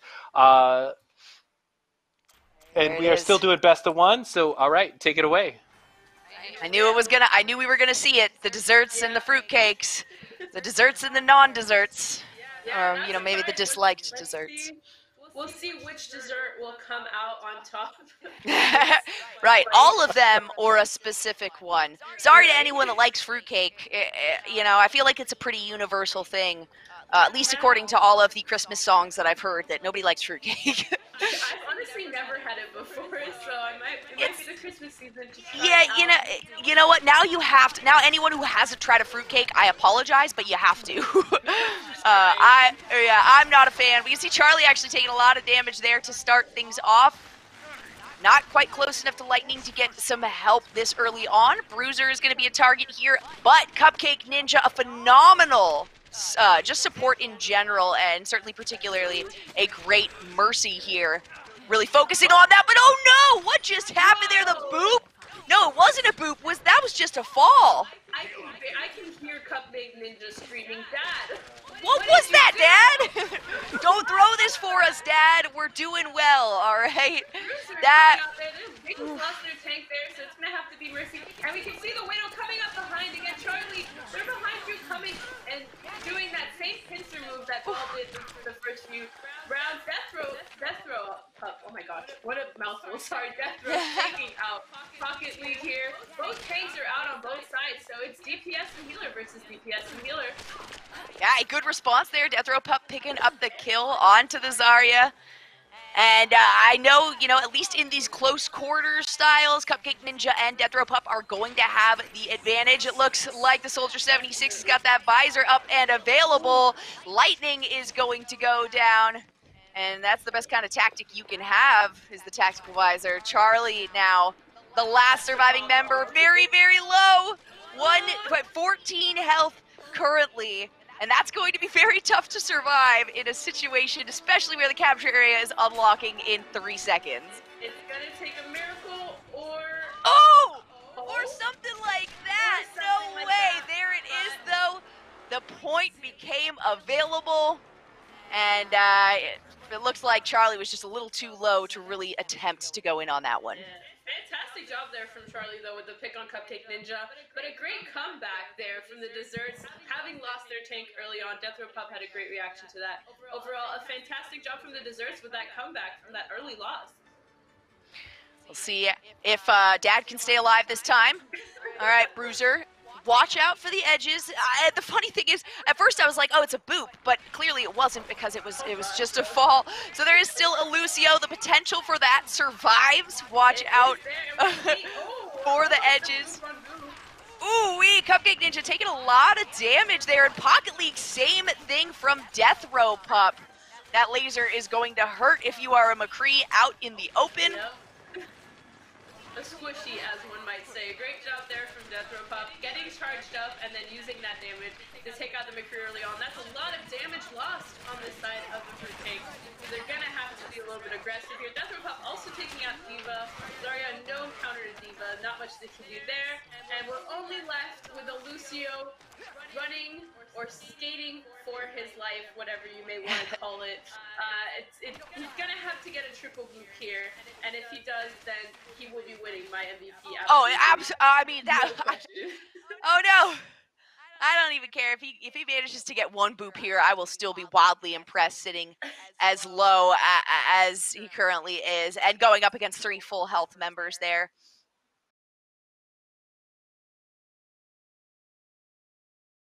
Our stream is back. No, you're doing great. I think we're back.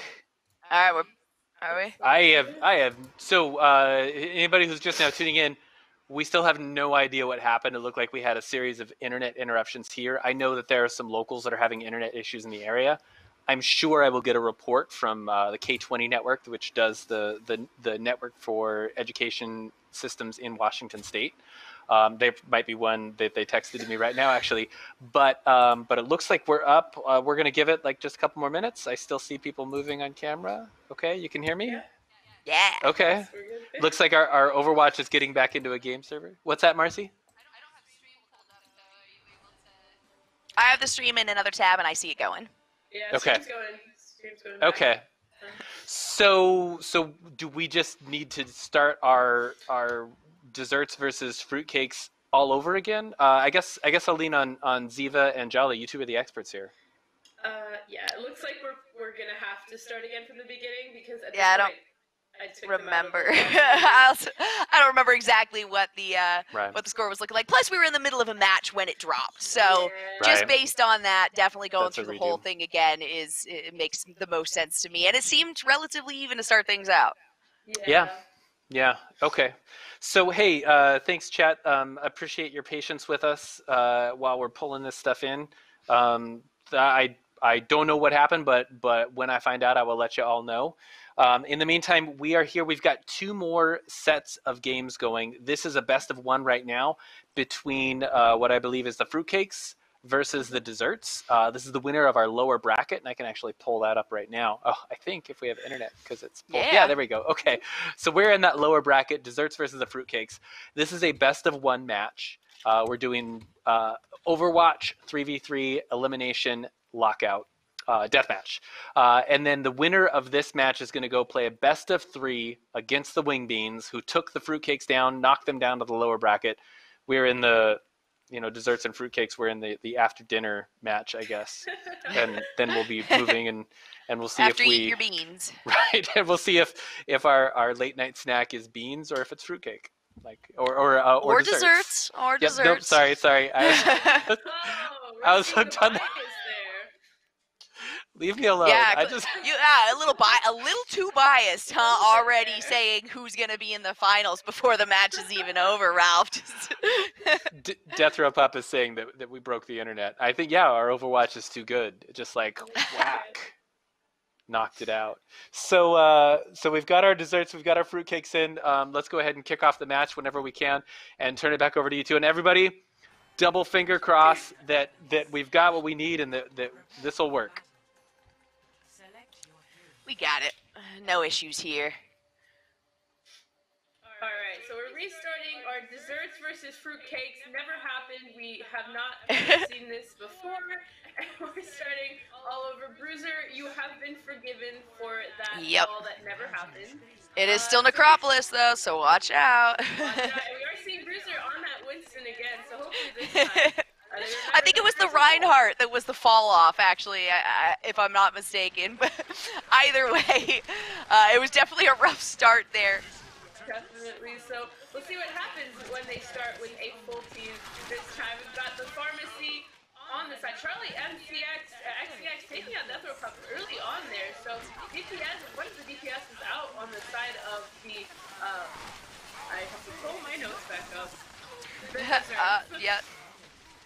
And Charlie XCX is getting down pretty low, getting another pick up there after Death Row Pup was rezzed back in. So 3 more down, and the first round going over to the Desserts. Yeah, the Desserts using that, or I believe it's going to the Fruitcakes. What's it going to? Darn it.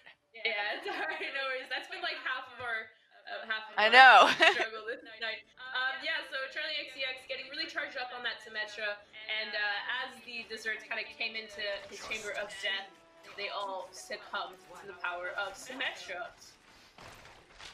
And now we can see, the Hanzo is definitely a risky pickup in this one with these small areas. And even these wide open areas are just that, a little too open almost sometimes for a Hanzo. And that is going to be a double down. Death Row Pup on the Echo getting one, Bruiser on the Reinhardt picking one up. And now it is everyone versus Pocket League. Yeah, getting slammed over here by Bruiser. Bruiser making up for that little mistake from the last round. Great show there from the Desserts. Really moving well as a team with that Reinhardt Echo, using that mobility to kind of do a little pincer move and then coming back to the Reinhardt so that they could finish off Pocket League there. So we've got a 1v1 Fruitcakes versus Desserts, both one to their name. Let's see what they pull out here for this next round. And now, the Desserts, we were saying, won the last 3v3, right? The last lockout tournament that you guys had done, or that was done here? Well, they were like under a different name. It was Nameless, and I believe Cupcake Ninja was on that team. Oh, but not. All right. Nope, you're correct, along with Zan Cities. Okay, Yep. cool. All right, So they're continuing their streak, or at least attempting to here. Yeah, attempting, and we're seeing actually. Zan Cities no longer on the Nameless team. They have a name to that team now, but they lost Nameless. They lost Zan Cities for that name. Pretty quickly finding out that maybe they left the wrong team. Yeah, looks like they definitely probably feel a little bit of FOMO right now on this game here. But we're seeing so much more back and forth now in this one. Not a quick early death, and as I say, not a quick death. Bruiser goes down, Death Row Pup goes down. Now Cupcake Ninja just trying to roller skate away from this one. A lot of damage available, though, on the side of the Fruitcakes there. And that is going to do it. Cupcake Ninja, the last one down. Going to put a bit of sway there in the Fruitcakes' favor. it's the curse of the caster right there. Caster says one thing and the opposite immediately happens right Every after time. that. Every time. That's time. it. So now this is match point here for the Fruitcakes, sitting at 2. And this is still a best of 1. The last best of 1 tonight. Oh, we're seeing that Zarya again on the side of the Fruitcakes there. Pocket Lead on that Zarya, Lightning on that Lucio, and Charlie on that break there. And we've got the splash damage and constant damage coming from that Junkrat. We're seeing Brig on both sides here. Cupcake Ninja also on that break. So we're seeing kind of a brawly comp with a dive tank on the side of the desserts? The desserts. The desserts are on the left, right? Yeah, definitely. They got the hard front line and the Death Rope Pup to be able to sit in the back and try to pop off some AoE shots, especially with, I mean, they're kind of swapped, they're reversed where they would like to be at the moment. Cupcake Ninja's going to go down. They want to be on the outside trying to engage on the small area here with the Fruitcakes within it, but they are slightly flipped and kind of stuck now. And as a Junkrat, that is not incredibly helpful. You want to try to get those shots into smaller areas, and you're not trying to shoot them out into the big open spaces and hoping that maybe a little bit of the splash damage hits, because that's going to be the least amount that you want from all of this. But Bruiser and Death Row Pup doing a good job of staying alive. Bruiser is going to be jumped on, and so much damage going across to the desserts right now. Charlie XCX getting taken down by Death Row Pup, though, who manages to stay alive with just a little bit of health. Bruiser goes down, though, and now Death Row Pup is the only one left alive, up in a very nice area, though. She knows how to play, that's for sure. Taking a quick shot there, getting down to just 11 health, trying to stay alive, but that is going to be the end. The desserts getting knocked out of the finals here, and the Fruitcakes will be moving on. Yeah, definitely can't take away from the amazing play from Death Row Pup there. Really kind of came back from that early on mistake of getting stuck inside. You definitely, as you said, don't want to be stuck inside a room. As Junkrat, you want it to be on the opposite. Here, just like we see with Charlie XCX, that's kind of the play that you want to. You want people to be stuck in the room with you, not the other way around. So a great play from Death Row Pup, but it does go over to the Fruitcakes in the end. Fantastic from both teams. Hey, yeah, we see you there, Ralph.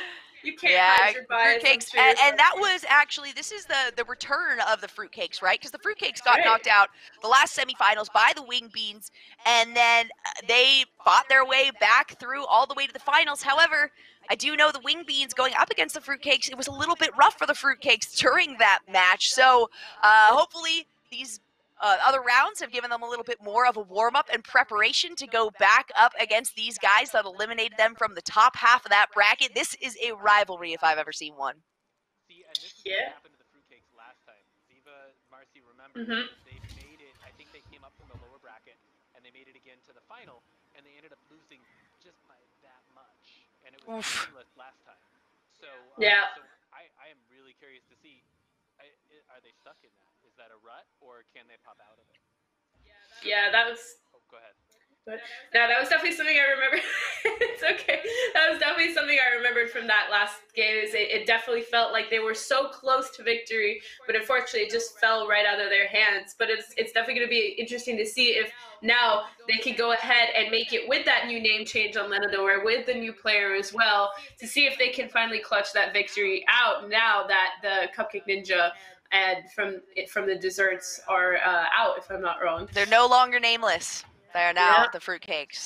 They officially have a name, and it seems to be, working out very well for them. Hopefully, they can figure out what went wrong against the Wing Beans before, but they have more of an opportunity now, as this is going to be a best of 3 as opposed to that single elimination. A lot more of a chance to recover and to try to understand how the enemy is making things work. Right, we're going straight into it. Ilios well again. All right. This is an intense map. These ones generally don't last an incredibly long time, and if they do, they end quickly, because anytime somebody gets an ultimate to be able to utilize here, it can turn into a pretty quick end here. Ball, Oni-chan, and Umbra going up against Pocket League, Lightning, and Charlie XCX. Wing Beans on the blue side right now, and the Fruitcakes on the red side. I think I got that right this time. Yeah, it's hard in the middle of the play, but yeah, we're getting it slowly just by the semifinal here. So we've got that Pharmacy and Ball on Echo here on the side of the Wing Beans. And on the other side, we've got Junkrat, Moira, Zarya. So this is honestly not looking fantastic here for the Fruitcakes here. They've got no long-range damage pretty much. So right here, basically, as long as the Wing Beans kind of keep their distance, put in that kind of consistent damage onto the Wing Beans, or onto the Fruitcakes. They're looking pretty strong here. Oh yeah, and we see this has been, I think we've seen at least a first selection of this aerial play of the Echo and the Pharmacy combination, just because of how much aerial opportunity you have on this map. And oh my gosh, there it is, the aerial opportunity being taken advantage of. Umbra going to pick up 2 and Ball with the 3rd on the Echo, but that means that this next round is not going to include 3 flyers, at least not on the side of the Wing Beans. Yeah, it is a little risky to pull out your 3 flyers kind of immediately right off the bat. That does mean you no longer have the ability to use Pharmacy and Echo for the rest of the match. So now the the Fruitcakes, rest assured knowing that they can kind of know they won't have to deal with that again. So we are seeing it now on their side over here with the Pharmacy on the side of the Fruitcakes. And the Sigma.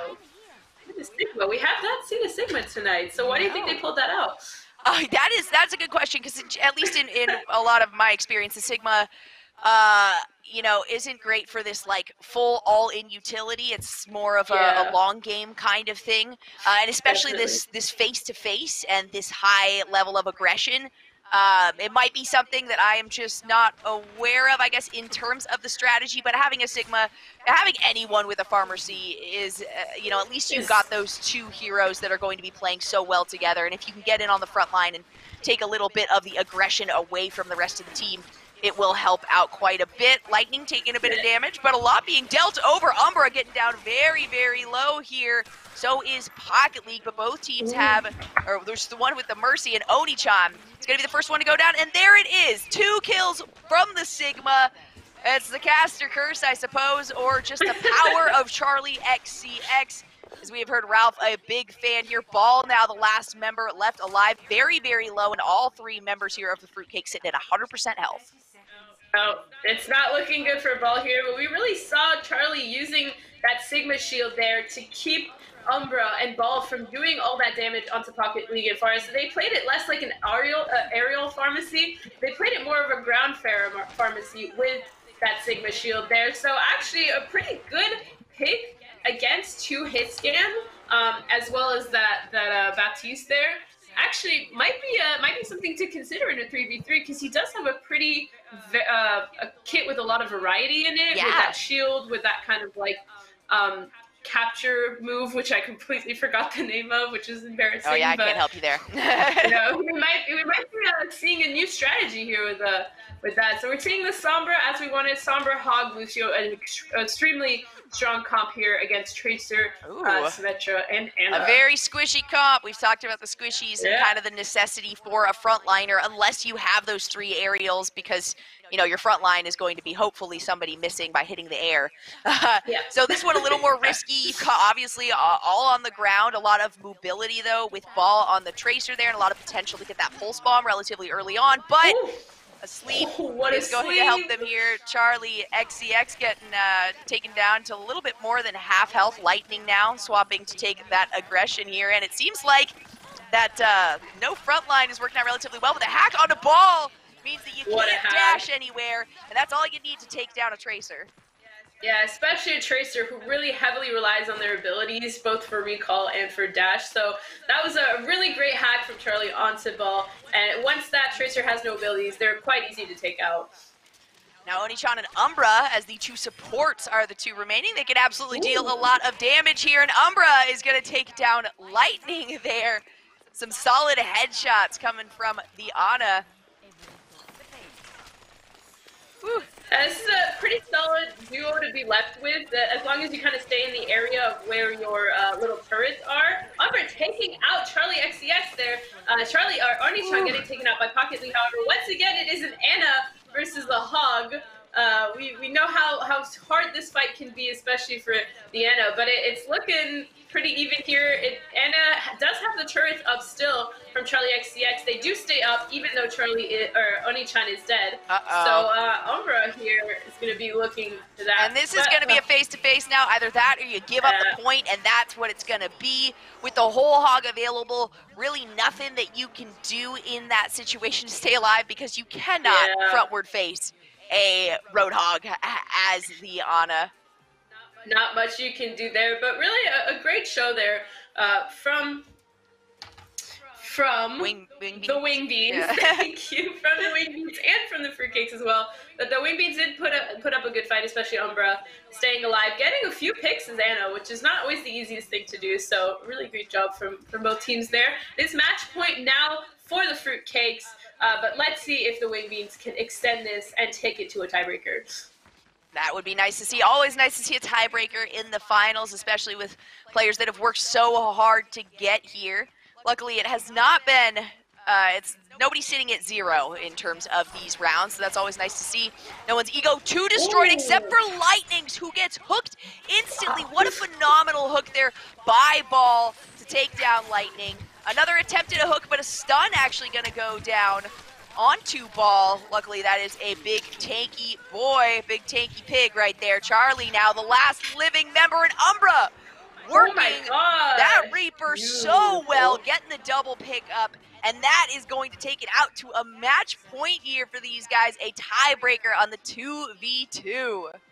Yeah, beautiful job there for the Wing Beans. Really showing with that Lucio how you take a Lucio and you take 2 close range damages with the damage heroes and damage tanks there with the Hog and the Reaper. You use that speed to get right into the face of the enemy team and you put out that damage. Also a great hook from Ball there. Let's see what the Fruitcakes are going to do in response to this. To Ana's, we've got a Soldier, and Soldier's so incredibly helpful. This one not as much because it is a lot of traversing around. You don't really want to stick in one little area, which becomes very helpful with the Soldier 76 having that AoE healing down, as we saw the survivability of that in some of the previous matches in some close quarters areas. Teleporter coming out here. It's not going to stay up for very long. And both of these teams know that this is the final moment. This is the last chance for them to make a solid attempt at taking this one home. So they're going to be very, very cautious going into this. We're not seeing a very front-facing assault instantly as we have seen in most of these previous matches here. Oni-chan sitting at almost no health. That AoE got that self-heal. Yeah, that was a beautiful TP there from Charlie XCX. Good coordination, but it didn't end up working out in the end. Ooh-wee. Lots of damage now coming out. Oni-chan's going to get the Helix kill on there. Lightning now almost out of the mech. There it is, the Baby Diva, the last one alive, and nothing to be done in response to that. The Wing Beans are going to take it, and Ralph cries. Ralph, I can hear Ralph sobbing in the corner right now. Sobbing right there. Umbra as Reaper take a play of the game in that second round as we saw the double kill there towards the end. Yeah. That's where you see that close range fighting is exactly where Reaper is best at, right in the face of that break and that Zarya taking that damage, as well as the help with the speed from the Lucio. That's really an important thing to know, is that's where Lucio is really strong on 3v3, helps those kind of slower heroes to get to places they usually wouldn't be able to get to quickly and get in the face of the enemy team fast and get that damage put in. You see that I'm not crying. My eyes are dry. He's crying. I feel like that he's was crying. one. He's just really good at hiding it. This is a best of 3. Oh, is it? Oh, okay. We are on the very final. We've been saying so that the whole best of time. 3. Yeah. All right, so first one going to Wing Beans then. So what you saw was Fruitcakes luring Wing Beans into a false sense of security, and then boom, they're going to hit it. Before we jump into the next match, though, sandbag. I do want to give Marcy a chance to talk just a little bit more about what's going on at the college, and then I want to share again about our sponsor, and then we'll jump back into this second game. Take it away, Marcy. Absolutely. So, as a last-minute reminder, fall tickets and Grace Harbor College on Monday.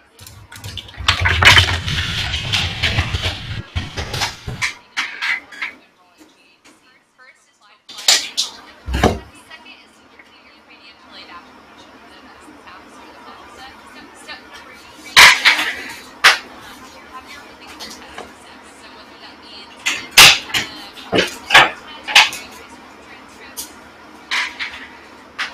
Actually, your headset needs to be dropped down. You're just coming in quiet because it's up on your ear. Oh my gosh, you guys. I didn't want to say anything, but Did you hear anything I said? yeah, just faintly. Could you start over again? Because we gotta get it. Absolutely. Let me just, I'll give you the fast version this time. Long and short of it, Grace Harbor College starts fall quarter on September 21st. There's still time to enroll. You want to find out how? It's 4 simple steps. Apply to the college, do your financial aid application, take the college placement test, and register for classes. It's really as simple as that. We're even tomorrow afternoon at 3 o'clock going to be having an info session. It's called Steps to Enroll at Grace Harbor College. Go to our website, ghc.edu, to learn about how to connect via Zoom for that workshop, or the college's Facebook page. We're at GH College Walk. Looking forward to seeing you guys tomorrow.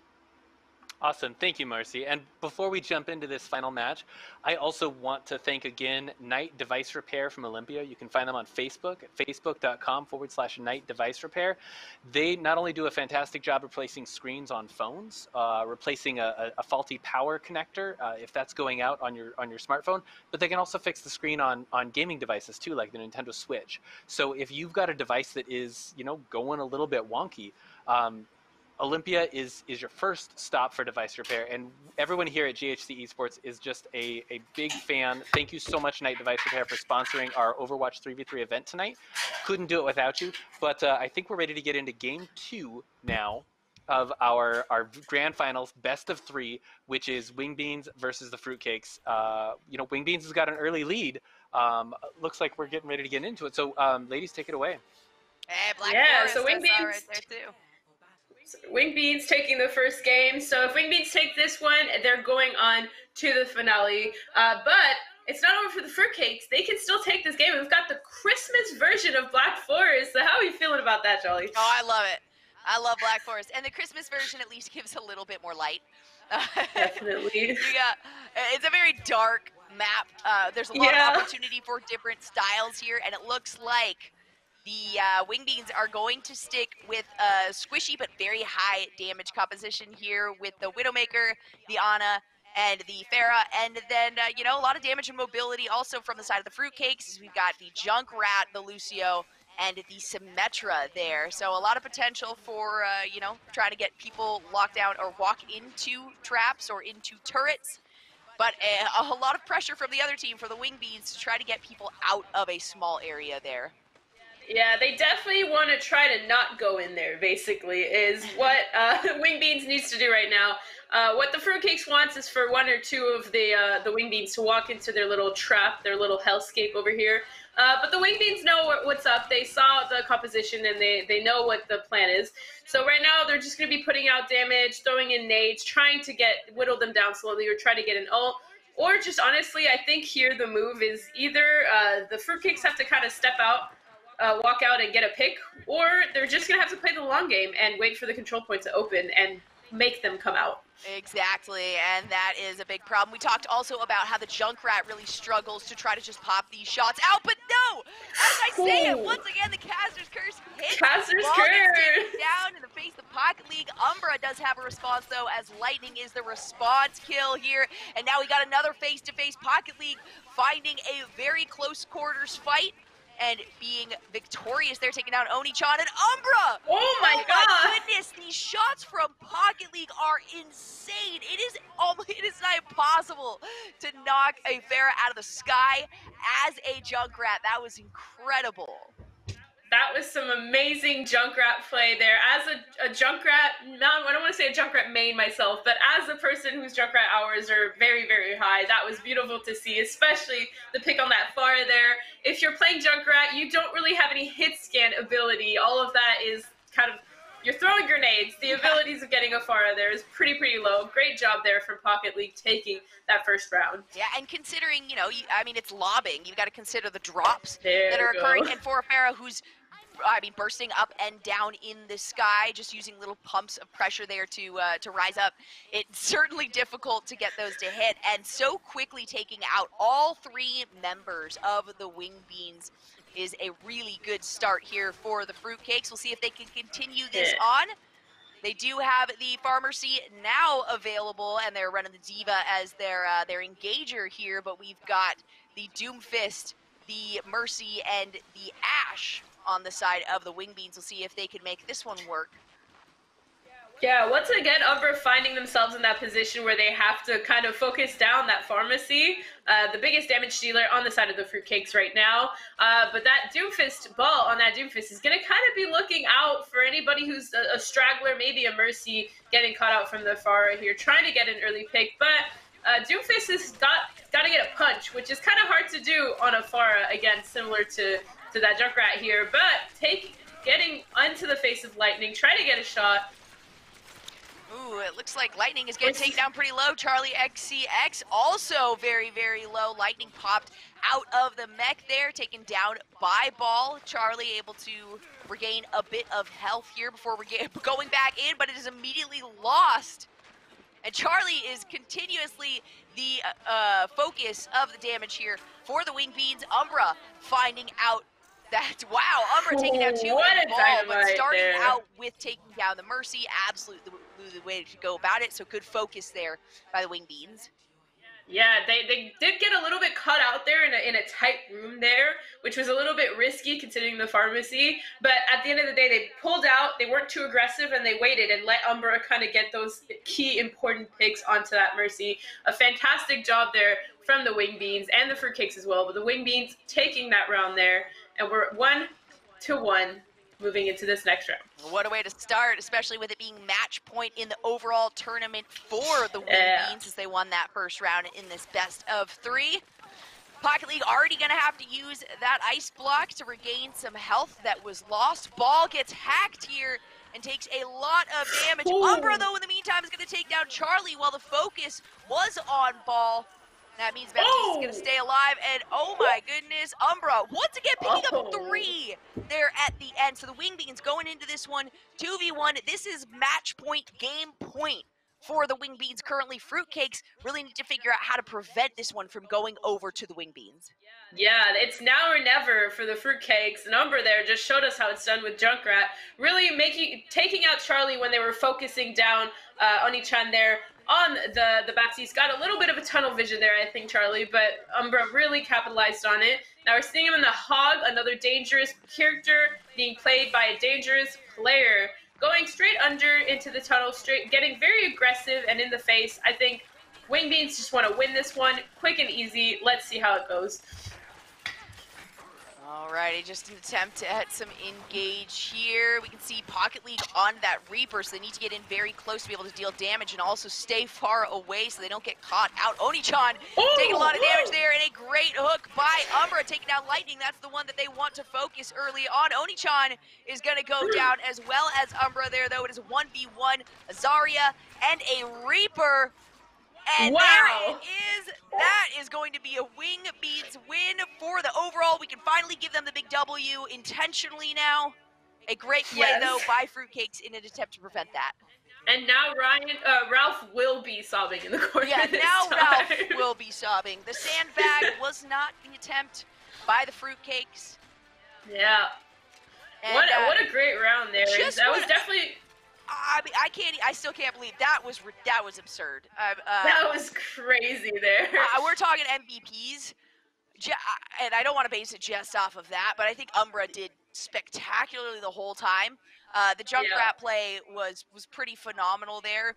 So I would have to say, and it wasn't even the Junkrat, it was DPS, it was tank, I mean, really anything, the high aggression, low aggression, frontline, backline. I think Umbra did a really solid job in the overall across the board, really. Yeah, Ball might have been a standout player a little bit early on, but most of the damage was provided by Umbra, and there were some really good picks and really good focus coming from that player.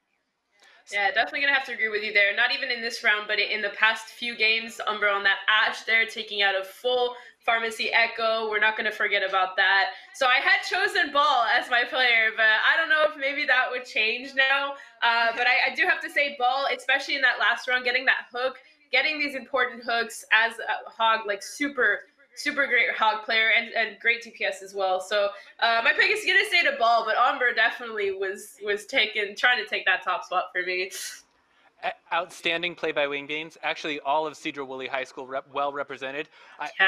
I've got my fireworks display. We've got our championship animation. Let's let it roll. Give it up for Wingbeans. Woohoo! It's not updated. Love it. That's not right. Oh, that's That not very- right. Oh, Just squint your eyes. That- It says wing beans. it's It says wing beans, guys. All right. Hang on a second. I'm just gonna It's supposed to pull from Google Docs, so So there's all these integrations that pull from Google Docs, and I think when we went offline, it just knocked everything for a loop. So I'm just gonna manually override it, and we are gonna do this again, ladies and gentlemen. Your champions, the Wingbeans. Yeah. The Mavericks, the champions in our hearts. The wing beans, Absolutely. the actual champions. And it looks like the main course is going to be the victor for tonight. No desserts. I guess desserts Not are this time. runner-ups. No. And Jolly, I don't know if you had spoken about your MVP. It was Umber, correct? Yes. Yeah, not surprising. They're really, really great play from Umber there, especially on those DPS characters, but also on the Ana the few times. And the Roadhog at the end in that And the in Roadhog. the second to last round, and last round there as well. Just some spectacular plays from really everyone across the board. That Zarya getting Yeah. the final kill as well is definitely tough to do up against some DPS. So really spectacular play from everyone across the board. But based on Definitely. the consistency of the play between all of the members on the Wing Beans, I'm not surprised they take home that big W, and they better feel good about it because they certainly deserve it. Yeah, Yeah. absolutely. And we will be updating our Hall of Champions. We maintain a graphic here. Looks like I don't have it rigged up for right now. That we put out like on social media. This is our final Overwatch event for our spring-summer series of our community series. So Wingbeans has got it. They've cemented a place at least for the next 12 months where they are going to be on that leaderboard. Thanks again, everybody like from Cedar Woolley High School that turned out. You made a really fun event. And then the folks that come back and that continue to participate. We are an all ages community. You know, of course, here at the college, we've got our esports team that starts this fall, but we also do this every Thursday. In fact, we've got Overwatch. I'm sorry, we've got Quiplash coming up, League of Legends. We've got some Rocket League and CS:GO coming up soon too.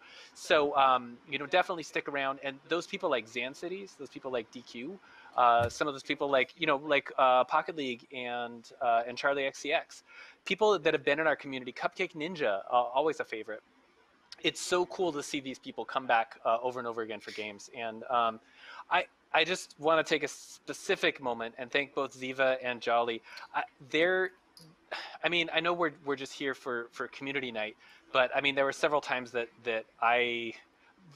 one of the things that you two both do so well is you have those subtle cues to let other people know when it's time to talk. And I wish I had that skill, because I wind up like talking over people, or I say something and then I haven't given a good cue. It's just really nice to see the both of you work and to see people who are really, really good at this.